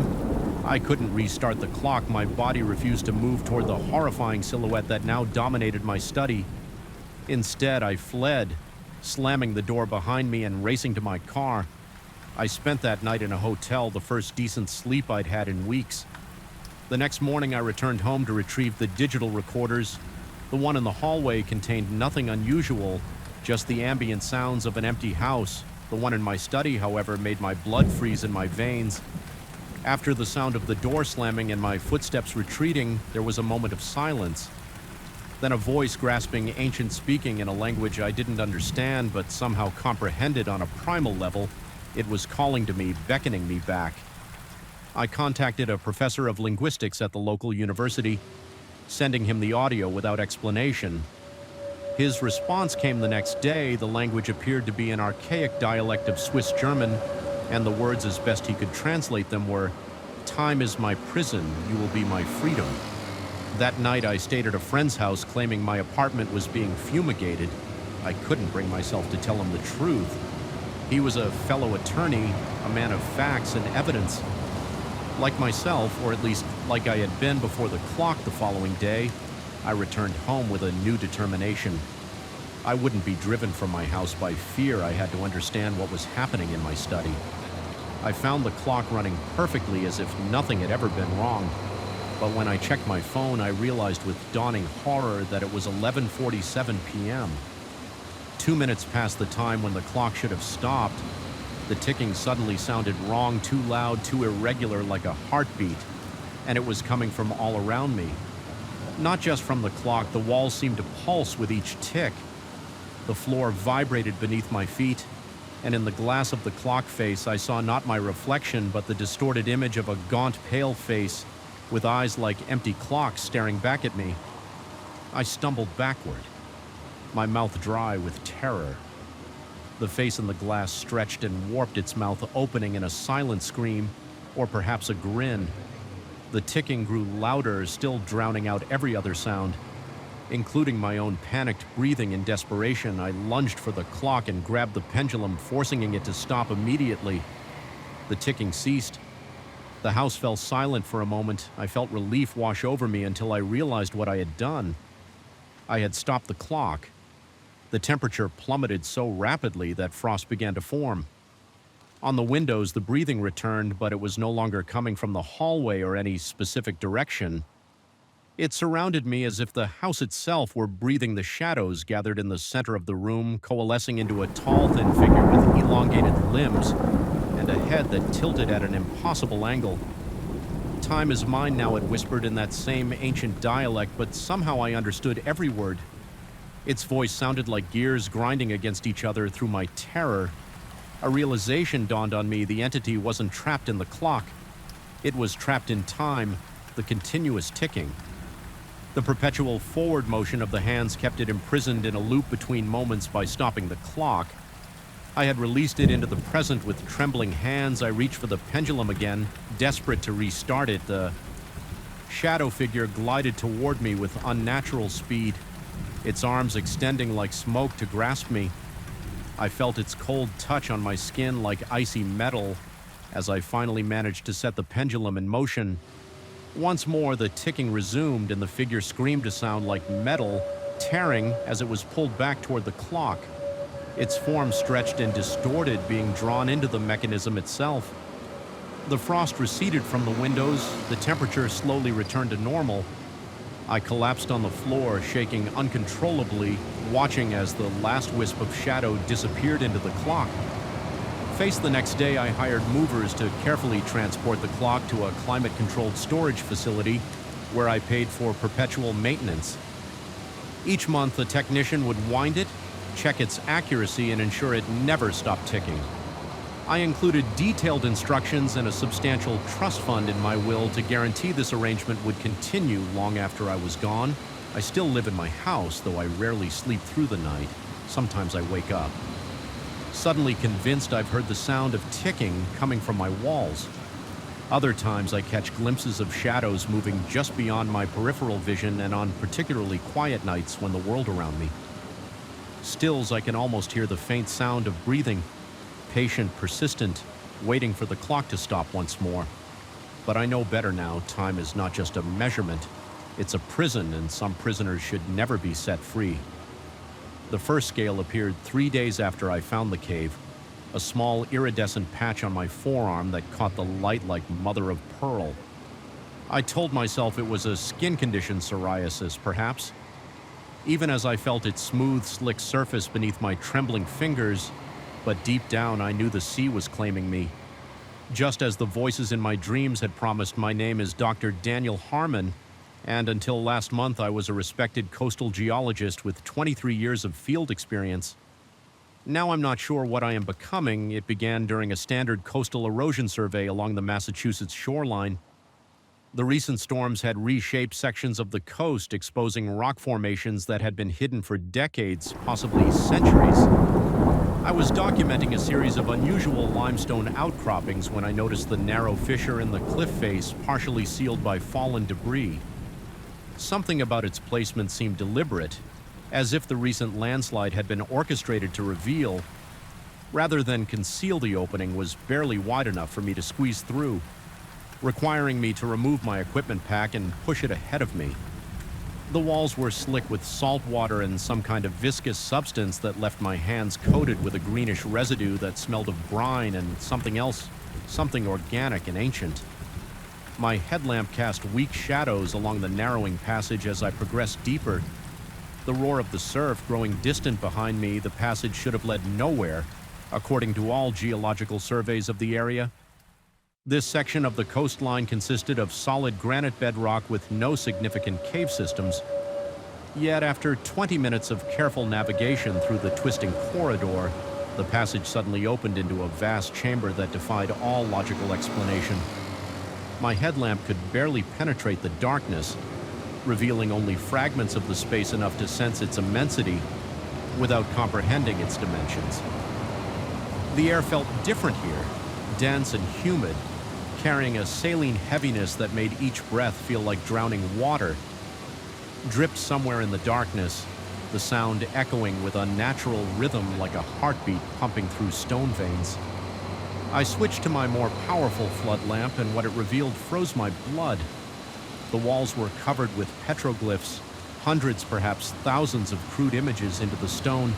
Unlike any indigenous cave art I'd ever encountered, these depicted humanoid figures with distinctly non-human features, elongated limbs, oversized eyes, and what appeared to be gills lining their necks and torsos. Some showed these creatures emerging from stylized waves. Others depicted them standing among what looked like human figures in postures of supplication or worship. Most disturbing were the images that seemed to show a transformation. Human figures gradually developing the same features as the marine entities across a series of connected panels in the final images. The transformed humans were shown entering the water arms outstretched in what could have been either ecstasy or terror. The scientific part of my brain immediately cataloged possibilities. An unknown pre-Columbian cult, elaborate hoaxes, or even the effects of water erosion creating parodia patterns that my mind was interpreting as figures. But another part, the primitive hindbrain that recognizes danger before consciousness can name it, was screaming at me to leave. I should have listened instead. I continued deeper into the chamber, my lamp revealing more petroglyphs, each more detailed and disturbing than the last. At the far end of the chamber, a natural alcove had been modified to create what could only be described as an altar. A roughly circular stone table, its surface smoothed by tools or perhaps centuries of touch, held an arrangement of shell stones and what appeared to be bone fragments. They formed an intricate geometric pattern that seemed to shift slightly when viewed from different angles, a mathematical impossibility that I attributed to tricks of the light and my own growing unease. The centerpiece was a conch shell of unusual size and coloration, midnight blue with veins of phosphorescent green that seemed to pulse with their own internal light. Without thinking, I reached out to touch it. The shell was warm and slightly yielding like living tissue. I recoiled, nearly dropping my lamp, and in that moment of disorientation, I heard it a whisper that seemed to emanate not from any particular direction, but from the stone itself. Not words exactly, but intentions that formed meaning in my mind. Return when the moon is full. Return to us. Panic seized me. I backed away from the altar, then turned and fled through the passage, scraping my shoulders raw against the narrow walls. In my haste, by the time I emerged onto the beach, the sun was setting, painting the ocean in colors that seemed suddenly alien and threatening. I realized I had been in the cave for over 6 hours, though it had felt like less than 2 that night. I dreamt of the ocean floor not as the dark, crushing void I'd studied throughout my career, but as a luminous kingdom of strange architectures and flowing movement. I was walking among spires of coral and stone that dwarfed any human construction, breathing water as naturally as air, my body moving with a grace it had never possessed on land. I woke at dawn, sand crusting my pajamas, salt water drying on my skin, standing ankle deep in the surf. Half a mile from my rented cottage, it was the first episode of sleepwalking I'd experienced since childhood. The next night it happened again, and the next. Each time I'd wake closer to the water, the voices from my dreams still echoing in my consciousness. The tide is turning, you are becoming return when the moon is full. I started locking myself in at night first, just the doors and windows, then progressing to tying my ankle to the bed frame with rope. It made no difference. Somehow I would still find myself on the beach come dawn, the restraints mysteriously undone with no memory of how I'd gotten there. Sometimes there would be evidence of my night journey, strange symbols drawn in the sand around me, arrangements of shells and stones that mimicked the pattern on the altar. By the 5th day, my scientific skepticism was eroding faster than the coastline. After a hurricane, I found myself obsessively checking tide charts, tracking the lunar cycle, measuring the salinity of the local water against baseline samples. I told myself I was being methodical, investigating an environmental anomaly that might explain my symptoms, Perhaps a toxic algae bloom affecting neurological function or exposure to an unknown mineral in the cave, causing hallucinations and somnambulism. But these rational explanations felt increasingly hollow as the physical changes began. The first scale was followed by others, small patches appearing on my forearms, then spreading across my chest and back.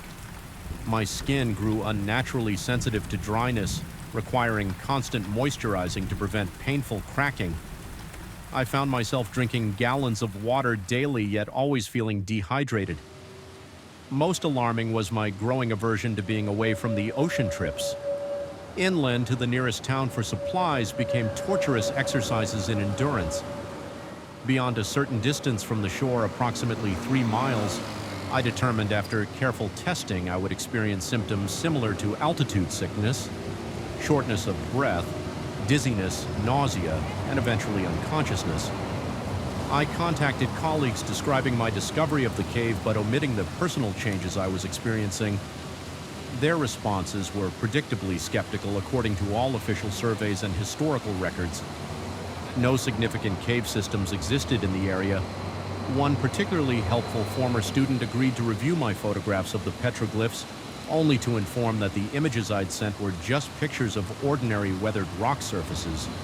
When I checked the files again, he was right where I distinctly remembered documenting detailed carvings. My camera had captured nothing but natural stone textures. My mind raced with possibilities. Was I suffering from a brain tumor? Early onset dementia? Had I been exposed to some hallucinogenic compound in the cave? Or was something systematically removing evidence of what I'd found? I began to notice I was being watched. Not by people. The coastal area was largely deserted after tourist season, but by the wildlife gulls would gather on my roof. At odd hours, their cries forming patterns too regular to be. Random schools of fish would follow me when I waded into the shallows, forming concentric circles around my legs once waking from sleepwalking.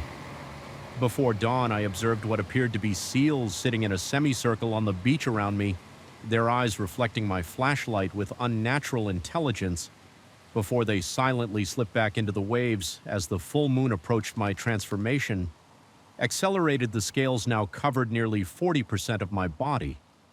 My eyes had developed a secondary membrane, transparent but visible, sliding horizontally across my vision. When submerged in water, instantly correcting my sight. My fingers had grown slightly webbed between the second knuckles. I discovered I could hold my breath underwater for nearly 7 minutes without distress.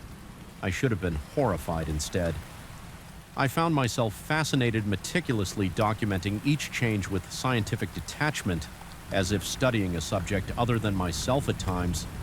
I even felt a perverse pride in my evolving physiology, a sense that I was becoming something more adapted, more evolved than my former self. The rational part of my brain, the part that still identified as Dr. Daniel Harmon, geologist and man of science, knew I should seek medical help immediately. But that voice was growing fainter against the chorus that filled my dreams, promising revelation and belonging. If only I would return to the cave when the moon was full. Return and complete what had begun. Last night was the full moon. I fought against its pull with every remaining shred of my humanity. I barricaded myself in the bathroom, the only room without window. Windows, swallowed a bottle of sleeping pills and handcuffed myself to the pipes beneath the sink. As consciousness faded, I felt a grim satisfaction in having thwarted whatever force was calling me to the cave. I woke at the altar. The cave was transformed by moonlight, filtering through some unseen opening above, illuminating the chamber with an ethereal blue glow that set the patterns on the altar pulsing with life. The midnight blue conch shell now emanated a light of its own, casting shadows that moved independently of any physical source. I wasn't alone. Shapes moved in the darkness. Beyond the altar, humanoid but fluid, their features obscured but their presence unmistakable. I sensed rather than saw their eyes upon me, felt their anticipation like an electric current in the water. Heavy air, the voice that had been a whisper in my dreams, now surrounded me, emanating from the stone, the shells, the very air itself, and from something within me as well. The tide turns, The cycle renews the landform, falls away, the sea form ascends. My scientific mind made a final desperate attempt to categorize what was happening. A mass hallucination, a complex delusion, a psychotic break. But these clinical terms seemed ridiculous in the face of the profound transformation occurring within and around me. The scales across my body began to illuminate, matching the phosphorescent patterns on the altar. The pain I expected never came instead. A sensation of profound rightness washed over me as the final barrier between my consciousness and the calling I'd been resisting crumbled away. I understood then what the petroglyphs had been showing. Not an invasion or parasitic takeover, but a communion as old as the relationship between land and sea, a cyclical transformation that had occurred countless times throughout human history, calling those with the right genetic heritage. Back to their original form, my ancestors had come from the depths eons ago, adapted to land-built civilizations, but always maintained this sacred place of return. Every third generation, the call would come to one who carried the strongest trace of the original genetic memory. I was simply the latest in a lineage stretching back to when the first life forms crawled from the primordial oceans. As revelation washed over me, I felt my remaining humanity not being erased, but transcended. The patterns on the altar suddenly made perfect mathematical sense, a multi-dimensional equation mapping the transformation from one form to another preserved in sacred geometry. When written language had not yet existed, I knew I had a choice. Even now I could fight the transformation, perhaps even reverse it partially with the right medical intervention, or I could surrender to it completely, enter the waters beyond the cave and join my ancestors in the deep. Places they had never truly abandoned. The moon reaches its zenith. The decision is upon me. Even as I write these final notes, a scientist to the end documenting what cannot be fully understood, I feel the tides changing within me. The water calls and the journal ends here. The final words trailing off into a series of increasingly illegible marks that resemble neither human writing nor random scrolls, but something deliberately patterned like waves across us. The mirror watches me as I watch it, ancient, ornate, and wrong in ways I can't articulate even now as I write these words by the dim light of my desk lamp. I feel its presence down the hall, a silent gravity pulling at my consciousness. 3 weeks ago, I was merely Professor Daniel Harmon, linguistics expert at Blackwood University. Now I'm something else, a prisoner, a conduit, perhaps something worse. This mirror has changed me, or perhaps it's revealing what was always there. Waiting beneath the surface of everything I thought I knew, the antique shop stood wedged between a modern coffee house and a vacant storefront on Caldwell Street in the oldest part of the city, where cobblestones still peek through worn asphalt. I had just finished a particularly frustrating faculty meeting and found myself wandering the historic district, my mind still churning over departmental politics and budget cuts. The shop's window display caught my eye not for its beauty but for its academic intrigue, a collection of artifacts bearing inscriptions and what appeared to be a pre-Sumerian script I'd never encountered. My specialty is ancient Mediterranean languages with a focus on extinct writing systems. The sight of unfamiliar symbols always quickens my pulse. I entered the shop, the brass bell above the door announcing my arrival with a discordant jingle that seemed to hang in the air too long. The proprietor, an elderly man with skin like parchment and eyes recessed deep within dark sockets, barely acknowledged me as I browsed the shop, smelled of dust sandalwood, and something metallic like old pennies. I later recognized this as the scent of oxidized mirror backing, but at the time it merely added to the atmosphere of forgotten things. Then I saw it leaning against the far wall, partially concealed by a threadbare tapestry, a full-length mirror in an ornate bronze frame approximately 6 feet tall and 3 feet wide. The frame featured intricate carvings of intertwined serpents and symbols that, despite my expertise, I couldn't immediately identify. They resembled no language. Family ID studied not Indo-European, not Semitic, not even logographic systems like ancient Chinese. Yet they conveyed a distinct sense of meaning, of intentionality. The price tag read $750 steep for an impulse purchase, but not unreasonable for a potentially significant linguistic artifact. When I inquired about its provenance, the shopkeeper's demeanor shifted subtly. His voice remained monotone, but his eyes narrowed as he explained that it had belonged to Ambrose Sullivan, a name that triggered a distant memory from my doctoral studies. Sullivan had been a controversial figure in occult circles. In the late 1800s, a mathematician and astronomer who eventually abandoned academia for esoteric pursuits. Rumors persisted that he had discovered mathematical formulas that allowed for communication with other planes of existence. The scientific community had dismissed him as a madman, and he disappeared from public record around 1897. The shopkeeper mentioned that Sullivan had commissioned the mirror from an unknown craftsman, allegedly incorporating symbols from texts not meant for human understanding. He then fell silent, his gaze drifting to the floor. When I pressed for more information, he simply shrugged and stated that the mirror had been in his inventory for nearly 20 years. No one seemed interested in such a heavy, ornate piece against my better judgment, or perhaps because of some subconscious pull I didn't yet recognize. I purchased it. The transaction felt oddly ceremonial. The shopkeeper wrapped it carefully in brown paper and twine, his fingers never touching the glass or frame directly as I struggled to load it into my car. He watched from the doorway, his expression unreadable. My apartment occupies the third floor of a converted Victorian home near campus. High ceilings, hardwood floors, and walls, thick enough to muffle the sounds of neighboring units. I'm a solitary man by nature, having divorced 12 years ago and settled into the comfortable routine of academic bachelorhood. My living space reflects this minimal furniture, overflowing bookshelves, and the accumulated artifacts of research trips abroad. I installed the mirror in my study opposite my desk, thinking the symbols would provide inspiration for a new research paper. Perhaps I could connect Sullivan's obscure symbology to established linguistic traditions, rehabilitating his academic reputation posthumous.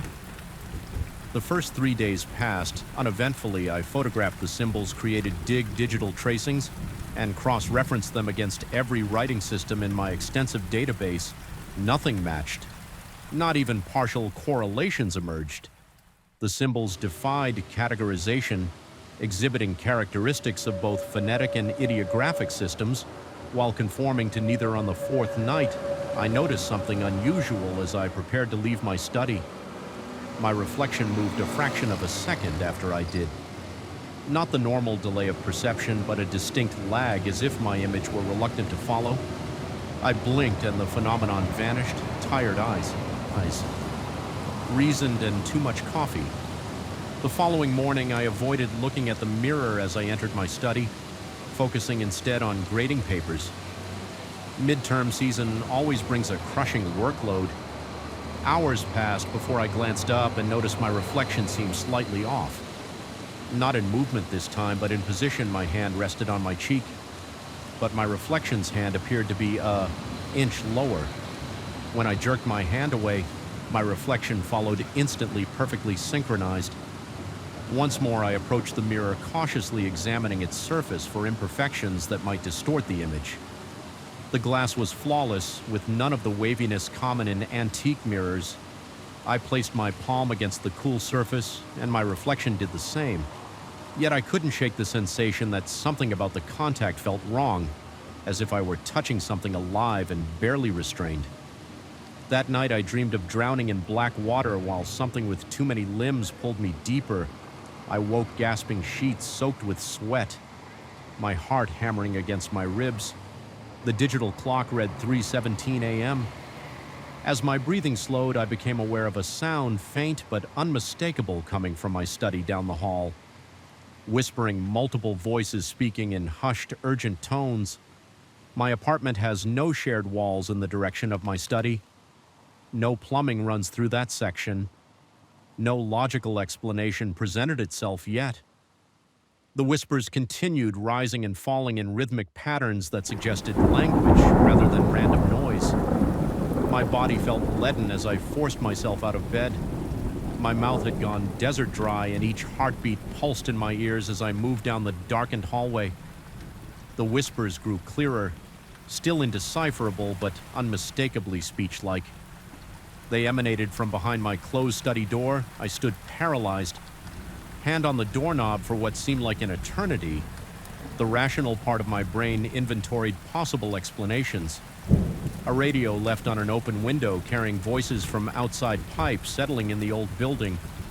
Yet I knew with sick certainty that none of these would prove true when I finally pushed the door open. The room was pitch black, except for a faint silvery glow coming from the mirror. The whispers stopped abruptly. I fumbled for the light switch, my fingers trembling so violently that I missed it twice before flooding the room with harsh fluorescent light. The mirror appeared normal, just glass and metal, reflecting my own terrified face. Pale and sweat-streaked, I searched the room thoroughly, checking windows, locked vents secure, and my computer off, finding nothing unusual. I convinced myself it had been an elaborate auditory hallucination brought on by stress and interrupted sleep. I left the light on and returned to bed, where I lay awake until dawn. Over the next week, the incidents escalated in frequency and intensity. My reflection began to exhibit subtle differences, a slightly different posture, a delayed reaction, once even what appeared to be a different facial expression when viewed from the corner of my eye. The whispers returned nightly, always between 3 and 4 a.m., growing increasingly urgent. Though remaining just beyond comprehension, I began researching Ambrose Sullivan obsessively requesting rare manuscripts through interlibrary loan and accessing digitized newspaper archives. What emerged was the portrait of a brilliant man's descent into obsession. Sullivan had started as a respected mathematician before becoming fixated on what he called non-Euclidean communicative geometries, mathematical formulas that supposedly allowed information to pass between dimensions. His journals, largely dismissed as the ravings of a deteriorating mind, described experiments with reflective surfaces as permeable boundaries between worlds. He claimed to have made contact with entities from another plane of existence, beings who shared knowledge of a language that transcended human cognitive limitations. Most disturbing was his final journal entry dated 3 days before his disappearance. The glass thins, they are coming through. I have seen myself on the other side, and it is glorious and terrible sleep became nearly impossible. I installed a camera facing the mirror, hoping to capture evidence of the anomalies. Each morning I reviewed the footage, finding nothing but occasional digital glitches, strange pixelation around the mirror's frame. Unexplained time code, jumps moments of complete signal loss. My colleagues began commenting on my appearance, the dark circles under my eyes, my jumpiness, my tendency to trail off. Mid-sentence, I canceled classes. Claiming illness, in reality, I couldn't bear to leave my apartment for fear of what might happen in my absence. I began covering the mirror with a sheet during the day, but each morning I felt compelled to remove it to check if anything had changed last night. Everything escalated beyond my capacity for rational explanation. I had finally fallen into exhausted sleep around midnight when the whispers woke me. Louder than ever and accompanied by a rhythmic tapping, tap, tap, tap, pause, tap, tap, tap, the sound of knuckles against glass. My body moved on, autopilot drawn down the hallway toward my study. The door stood open, though I distinctly remembered closing it. The sheet I had draped over the mirror lay crumpled on the floor in the darkness. The mirror's surface glowed with a phosphorescent blue light that illuminated nothing around. Found it, and my reflection was wrong. It stood differently, shoulders squared. Where mine slumped, head tilted inquisitively. Where mine hung heavy with exhaustion when I raised my hand in stunned disbelief. My reflection remained still, watching me with my own eyes that somehow no longer belonged to me. It smiled. I did not. Cold sweat erupted across my skin. My lungs seized, unable to draw breath. Every instinct screamed for me to run, yet I remained frozen. Caught in the gaze of this thing, wearing my face slowly, deliberately. My reflection raised its hand and pressed its palm against the inside of the glass. The surface rippled like disturbed water. The whispers crescendoed, resolving suddenly into comprehensible English. Let me through. Let me replace you. You've seen how much better I wear your life. My paralysis broke. I stumbled backwards, slamming into my desk hard enough to send books cascading to the floor as I scrambled among them. My hand closed around a heavy bronze paperweight, a gift from my ex-wife during happier times, acting on pure instinct. I hurled it at the mirror with all my strength. The glass cracked but didn't shatter. A spiderweb of fractures spreading from the point of impact. A horrible shriek erupted. Not from the mirror, but seemingly from the walls themselves.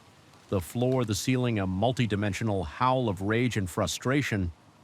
My reflection fragmented across the cracked surface, each shard containing a different piece of my face, my body, yet somehow horrifyingly. Each fragment moved independently, twisting at impossible angles, pressing against the damaged barrier fingers, my fingers, but not mine.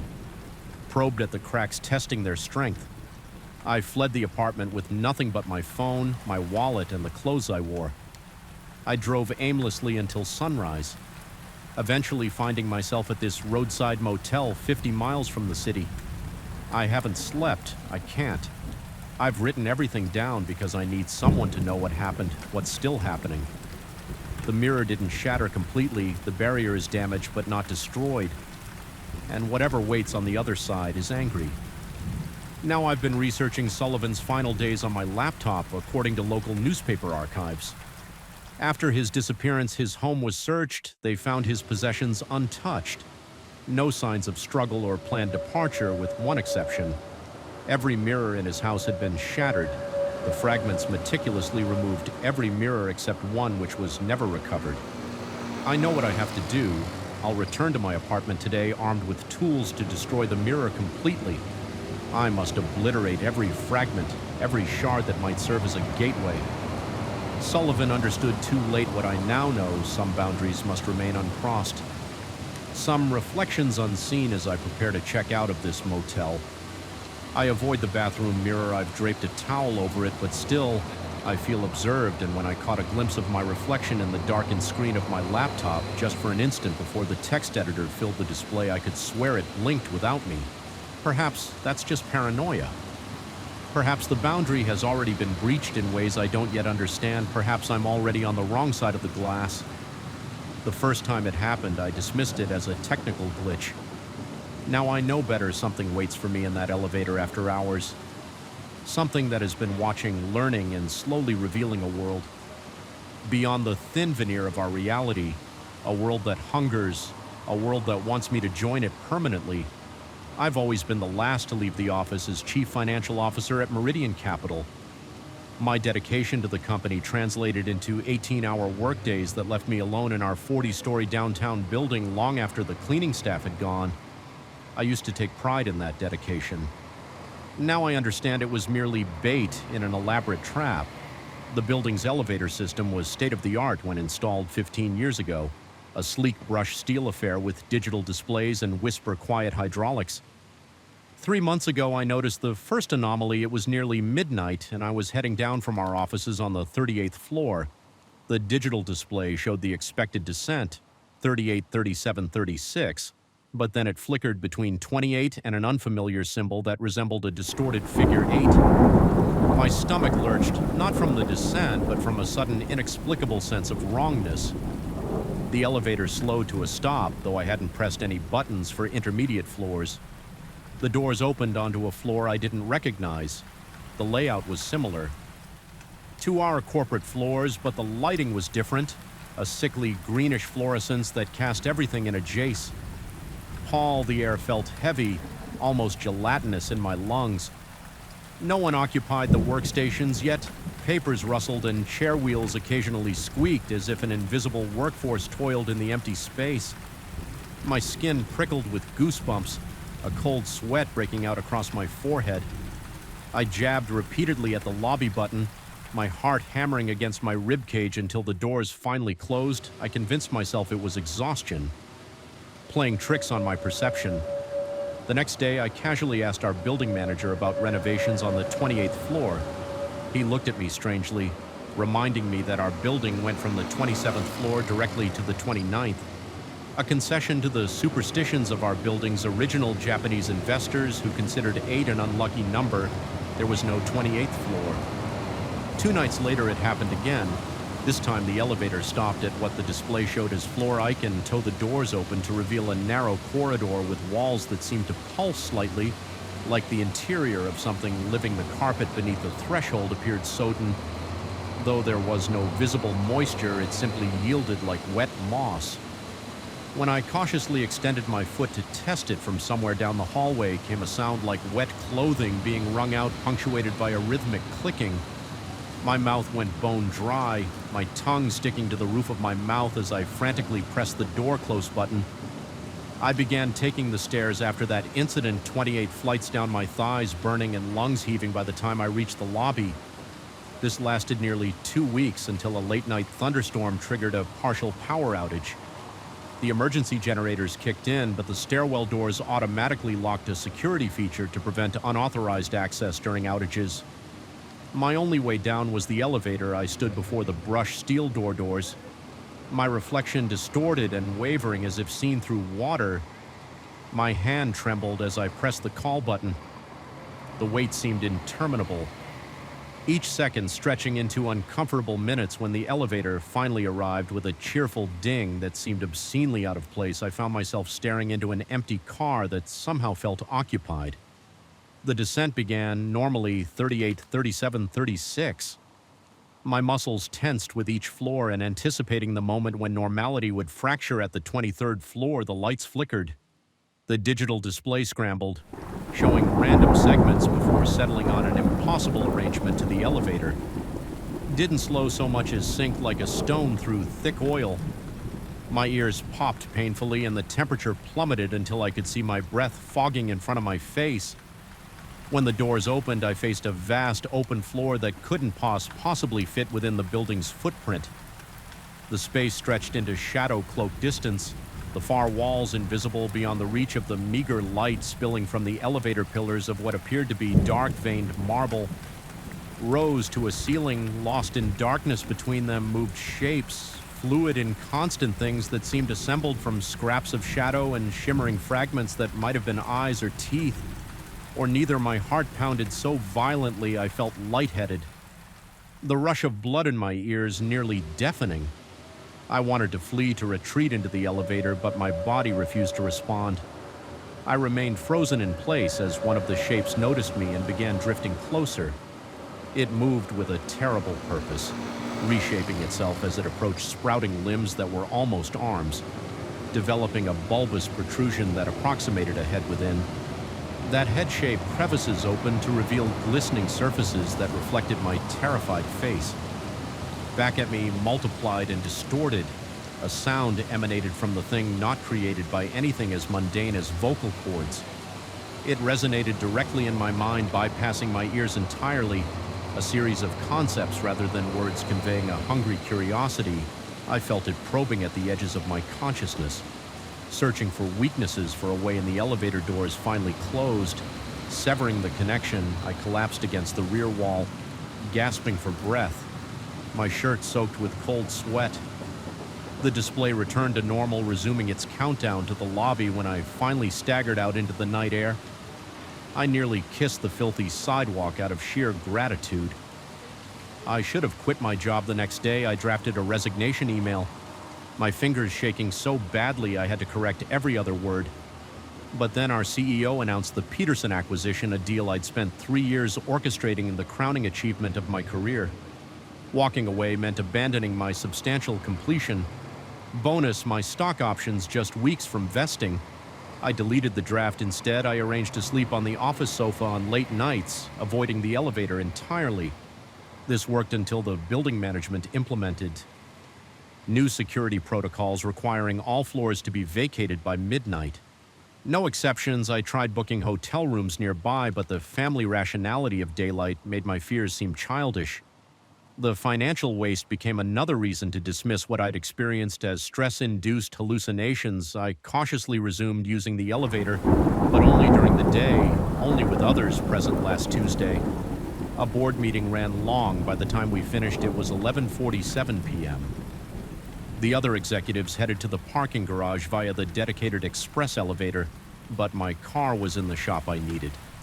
did the main elevator to reach the lobby, my colleagues noticed my hesitation and inquired if I was feeling unwell. Not wanting to appear unstable, I assured them I was fine. Just tired as their elevator doors closed, I felt a crushing sense of isolation settle over me. The empty corridor stretched before me, the overhead lights dimming automatically for energy conservation, leaving pools of shadow between islands of feeble illumination. The elevator dinged its arrival before I pressed the call button.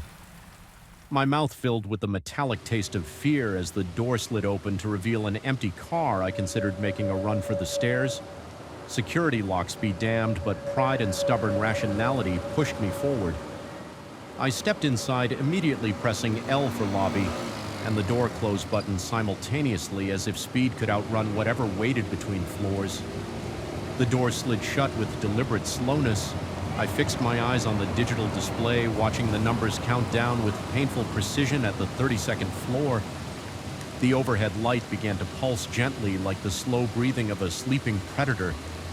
I placed my hand against the wall to steady myself, only to jerk it away when I felt the subtle movement beneath my palm, a shift of metal and plastic that suggested muscles flexing beneath skin. The air thickened with a smell like ozone and copper pennies between the 29th and 27th floors, there being no 28th. The descent halted with a lurch that sent me stumbling against the rear wall.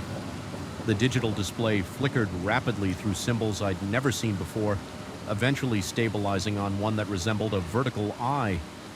My reflection in the brushed steel doors stretched and compressed my features, melting and reforming in impossible configurations. A voice whispered from the speaker system. Not the standard automated announcement, but something intimate and multi-layered, as if several people spoke in precise unison. It didn't use English or any language I recognized yet. Somehow I understood the invitation it extended to step out to explore, to transcend the limitations of my ordinary existence. The doors opened onto absolute darkness. Not the absence of light, but something active and alive. Darkness with depth and texture and intention. From within that perfect blackness emerged slender tendrils of luminescence, weaving complex patterns that hypnotically beckoned my body. Responded to their call, one foot sliding forward without conscious command. I bit down hard on my tongue, the sharp pain breaking the compulsion. Blood filled my mouth, its iron taste anchoring me to reality, or what I desperately hoped was reality. With tremendous effort, I wrenched my arm up to punch repeatedly at the lobby button. Nothing happened.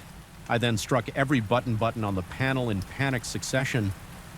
The darkness began flowing into the elevator like liquid night pooling around my shoes where it touched. I felt a vibration that resonated with something deep inside me, some fundamental frequency of my being. With rising horror, I realized it wasn't trying to consume me. It was trying to harmonize with me, to tune me to its reality. In desperation, I wedged my fingers into the narrow gap between the elevator doors and pulled with strength. Born of primal terror, the muscles in my back screamed in protest as the doors grudgingly yielded a few inches. The darkness retreated slightly, seemingly confused by my resistance. I forced my body through the opening, scraping skin from my shoulders and hips, tumbling onto solid floor. Beyond, I found myself in a service corridor I'd never seen before. Concrete floors, exposed pipes running along the ceiling. The steady hum of machinery. A maintenance worker stared at me in shock. His sandwich halfway to his mouth. I must have looked deranged, sweating, bleeding from my self-inflicted tongue wound, clothes disheveled from forcing myself through the doors. I managed to stammer something about the elevator malfunctioning, the worker concerned, but clearly uncomfortable, directed me to a service stairwell that would take me to the lobby. I thanked him profusely, restraining an impulse to hug this beautiful, normal human being before leaving. I glanced back at the elevator through the gap I'd created. I saw not darkness, but a normal, empty elevator car. The display showed it was now headed up, stopping at floors where no one waited. Doors opening onto empty hallways, searching. I realized with nauseating certainty, for another late-working soul, I left my resignation letter on my boss's desk that night along with my security badge. I've ignored his increasingly confused and then angry messages. My career at Meridian Capital is over, along with the bonus and stock options. Some prices are too high to pay. I've taken a new position at a small firm with modest offices in a two-story building. I walk up and down the single flight of stairs a dozen times daily, grateful for their unchanging concrete solidity. I leave promptly at 5 o'clock each day, though it means taking work home sometimes at night. I dream of those luminous tendrils reaching out from the darkness in the dreams I don't resist. I step forward, allowing myself to be recalibrated, reformed into something that can exist in that impossible space. I wake from these dreams neither frightened nor comforted, but with a lingering sense of interrupted transformation. Yesterday, I received a disturbing email from a former colleague still at Meridian. The building management has apparently commissioned a significant upgrade to the elevator system. The new technology features adaptive artificial intelligence that learns from usage patterns to improve efficiency. The test phase begins next month. I've deleted the email and blocked the sender. Some knowledge isn't meant for us, some doors are better left closed, and some invitations should never be accepted no matter how enticing the opportunity they present.